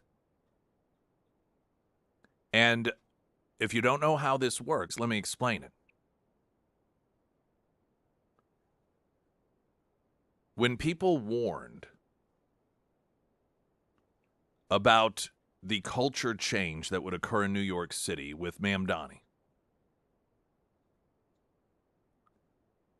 and would note that you could end up with a city where the Muslim prayer that is obligatory in Muslim-run countries would flood through the streets and the skyscrapers and the buildings of New York City. People on the left would have said that is a lie. That's Islamophobic. You're just stereotyping and trying to scare people into believing that there is going to be a massive cultural shift from a secular New York City to one that is becoming overwhelmingly Islam in theme, and that would have been what you would have been met with, and what many people probably were met with the warning. Those very same people, instead of now saying, "Holy cow, you were right," will defend it. This is how the left operates. They first deny, then, when it happens, they justify. And the very people who will claim or did claim that you were Islamophobic because you said this is what New York City would become will now say you're Islamophobic if you don't like it. The people who run around trying to prevent Christians from praying at football games and trying to turn, people into fearing so-called Christian nationalism are going to fully support the evolution of New York City into an Islamic city. And they'll do so by there'll be a two-pronged approach. One, downplay, oh, this is no big deal. Oh, no, you're just blowing it out of proportion. Combined with you're Islamophobic, so keep your mouth shut. See, here's the thing. This is what they do in every community that they assimilate to change to their ways. This is not new. This is how you end up with the massive, now acknowledged, horrific rape scandals throughout the UK, in which countless underage girls for decades were raped by men that mostly were immigrants from Islamic countries, but because of fears of being accused of Islamophobic, you had local authorities covering it up for years and years and years. And finally, as of the last year and a half or so, the lid has been blown off of this, and people in government are admitting that's exactly what they did.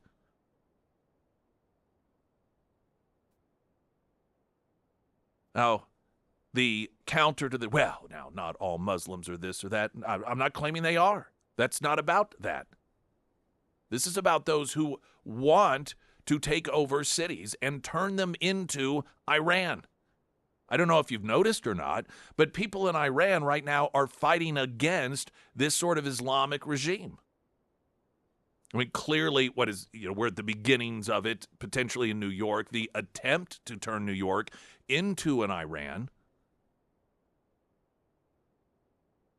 But you've got two ends of the spectrum. You have the people of Iran, who once upon a time were a secular Persian country that was hijacked by Islam. Most of us, we just think, oh, Iran's an Islamic country. The people there are being held hostage, and they have for decades. They were taken over by Islamic authoritarians as a secular country.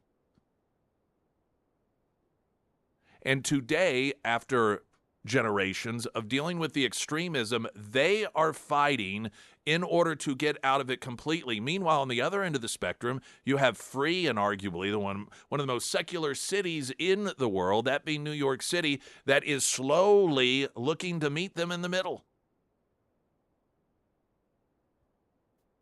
You have an openly anti-Semitic individual who has talked about the support for global jihad, run for mayor, and gets elected by a political party that has been increasingly unapologetic about anti-Semitism. You've got now one of the most listened to Palestinian activists calling to ban dogs from citizens of New York City to have dogs as pets indoors because, and that's, common with the Islamic religion, dogs are filthy, dogs are dirty, and so they should not be indoors. Now, because of backlash, she's backed away and, well, no, I was just sort of joking. No, she wasn't. She just pushed a little too fast on that one. This is Mamdani. A couple of weeks ago, arguing against enforcement of our laws in the name of his religion of Islam. And I consider my own faith, Islam, a religion built upon a narrative of migration. The story of the Hijrah reminds us that Prophet Muhammad sallallahu alaihi wasallam was a stranger too, who fled Mecca and was welcomed in Medina. Surah An-Nahl 1642 tells us, as for those who immigrated in the cause of Allah after being persecuted, we will surely bless them with a good home in this world. Or as the Prophet Muhammad ﷺ said, Islam began as something strange and will go back to being strange. So glad tidings to the strangers. The mayor of New York City arguing that our laws should be overridden by his God, Muhammad. Quoting the teachings of this is an official speech. This isn't behind closed doors.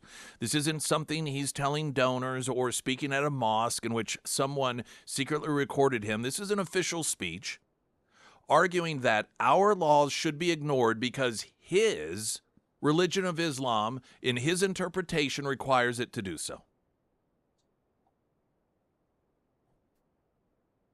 I want to play another bit of audio from congressional testimony in the last couple of weeks in which the issue of Sharia law came up in Congress. And the thing of it is, this isn't secret. This is like this other version of 9/11. Before 9/11, you had bin Laden talking about, just that we're going to get the West, we're going to get the West. And we just, that's what they say. They just talk. You have Muslim Brotherhood that have laid out very specifically these plans of taking over secular cities. And once again, you have lawmakers and they're Democrats that are like, oh, that's just talk. That's just what they say.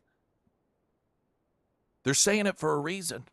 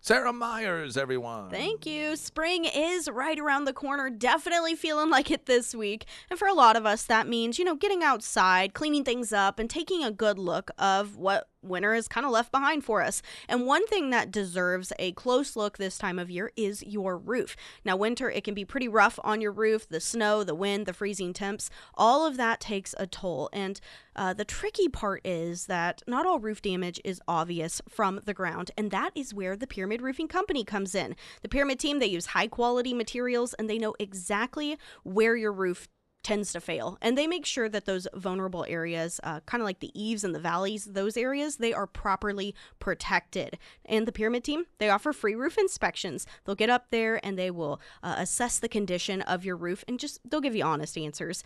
Plus, if you end up needing a brand new roof, the Pyramid team, they proudly offer discounts for our military and first responders. If it is time to have the Pyramid team out to your home, reach out to Josh today. You can find all of the contact information for the Pyramid Roofing Company under the Sarah's Endorsements tab at ksgf.com. I played audio from a posting of people in New York City and how the streets of New York are sounding like the streets of Tehran, and you've got these over the loudspeakers flooding through the city streets, through the skyscrapers, the call to prayer, and this isn't getting a lot of national attention because the left knows what the reaction will be to this. But this isn't just, this is, and if you follow people who live in New York, this is a thing that is occurring throughout areas of New York 5 times a day, starting at 5 a.m. during the required times according to Islam. And again, this isn't about individual people who are Islamic. And unfortunately, that's how the left tries to divert the conversation by saying, not all Muslims are bad, that's not what this is about. This is about people who want to do away with the American way of life and turn the United States into Iran, into a Muslim country. And they're open about it. This is not a secret. They are the ones who talk about doing it.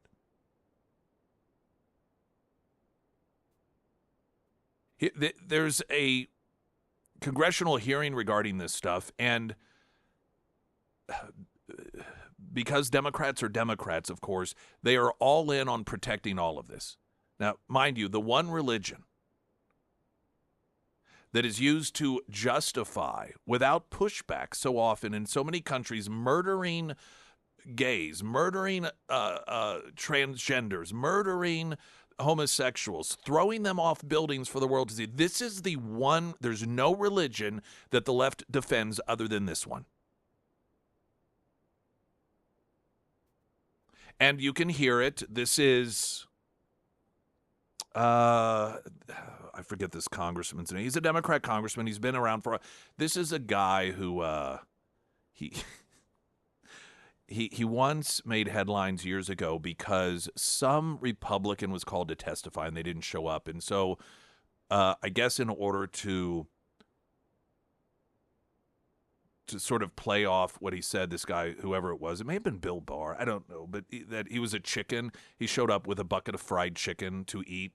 And then the black colleague next to him, he offered him some fried chicken, and the black colleague, the other congressman, was like, no. It was just a real bad look. This guy, he's a nutty Democrat. He's an older guy, but here he is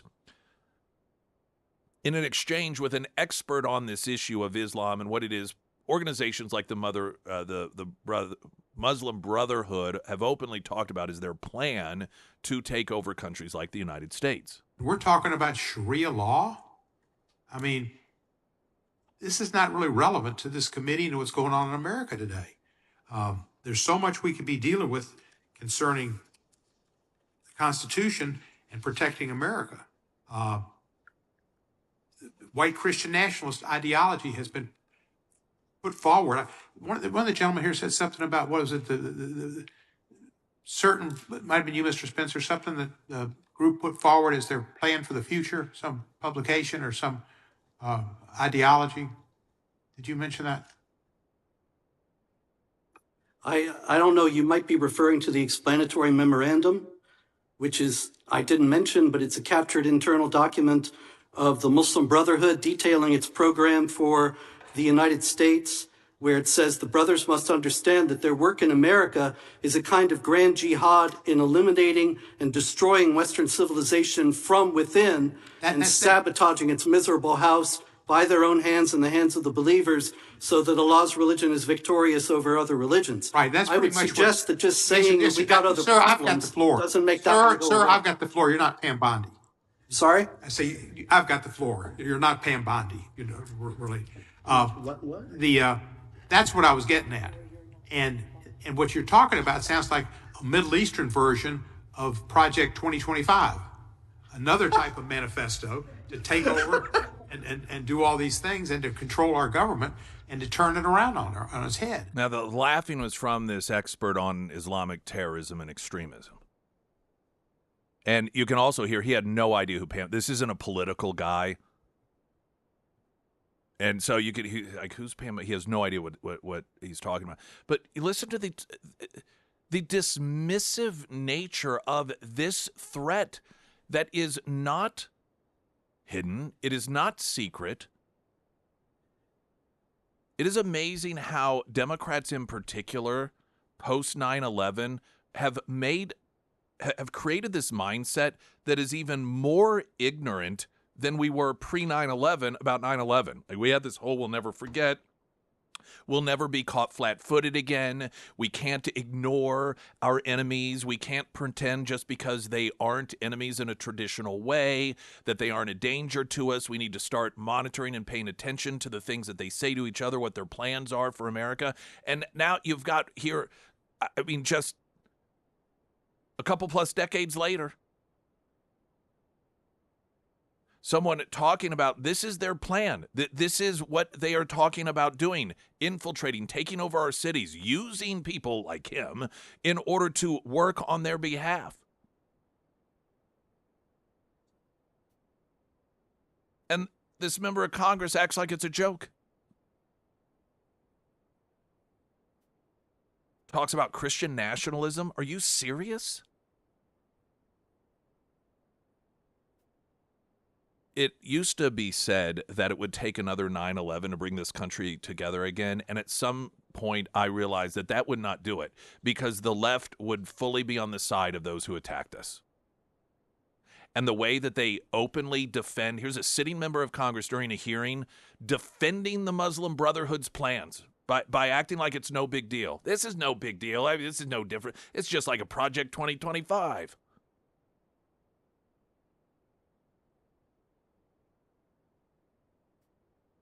You know, the idea that somehow Christians are more of a danger to this country than people who say that they want to make Islam the overruling authority in this country. We are worse than the pre-9/11 mentality in this country.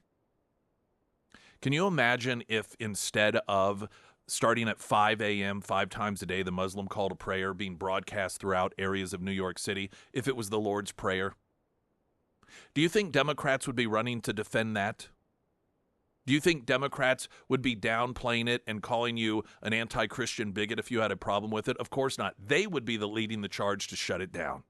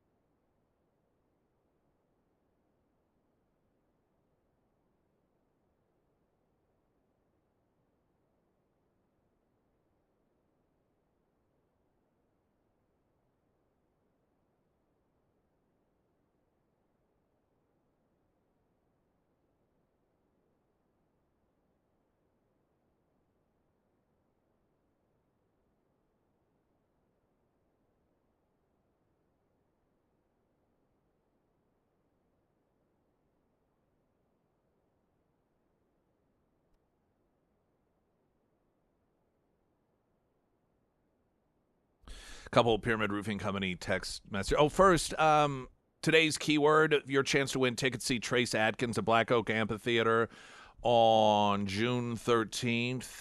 The word is 30, not the number, but the word 30. THIRTY. Text that to the Pyramid Roofing Company text line 447 KSGF, and that'll be your entry to win a pair of tickets for that. All right, some of your text messages. My son went on a church mission trip to inner city Detroit around 2 years ago. Call to prayer was already being blared on loudspeakers there.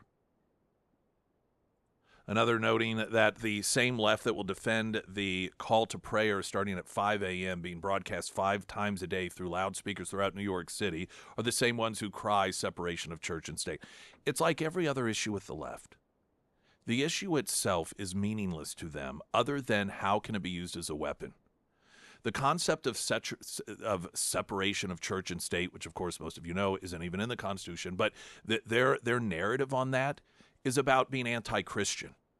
Because the moment that it serves the purpose of spreading the one religion that they like, which is the anti-Semitic religion of anti-LGBTQ, then suddenly the separation of church argument turns to you're a bigot argument if you don't support them. Glenn Beck's coming up next. Talk with you tomorrow. I'm Nick Reed.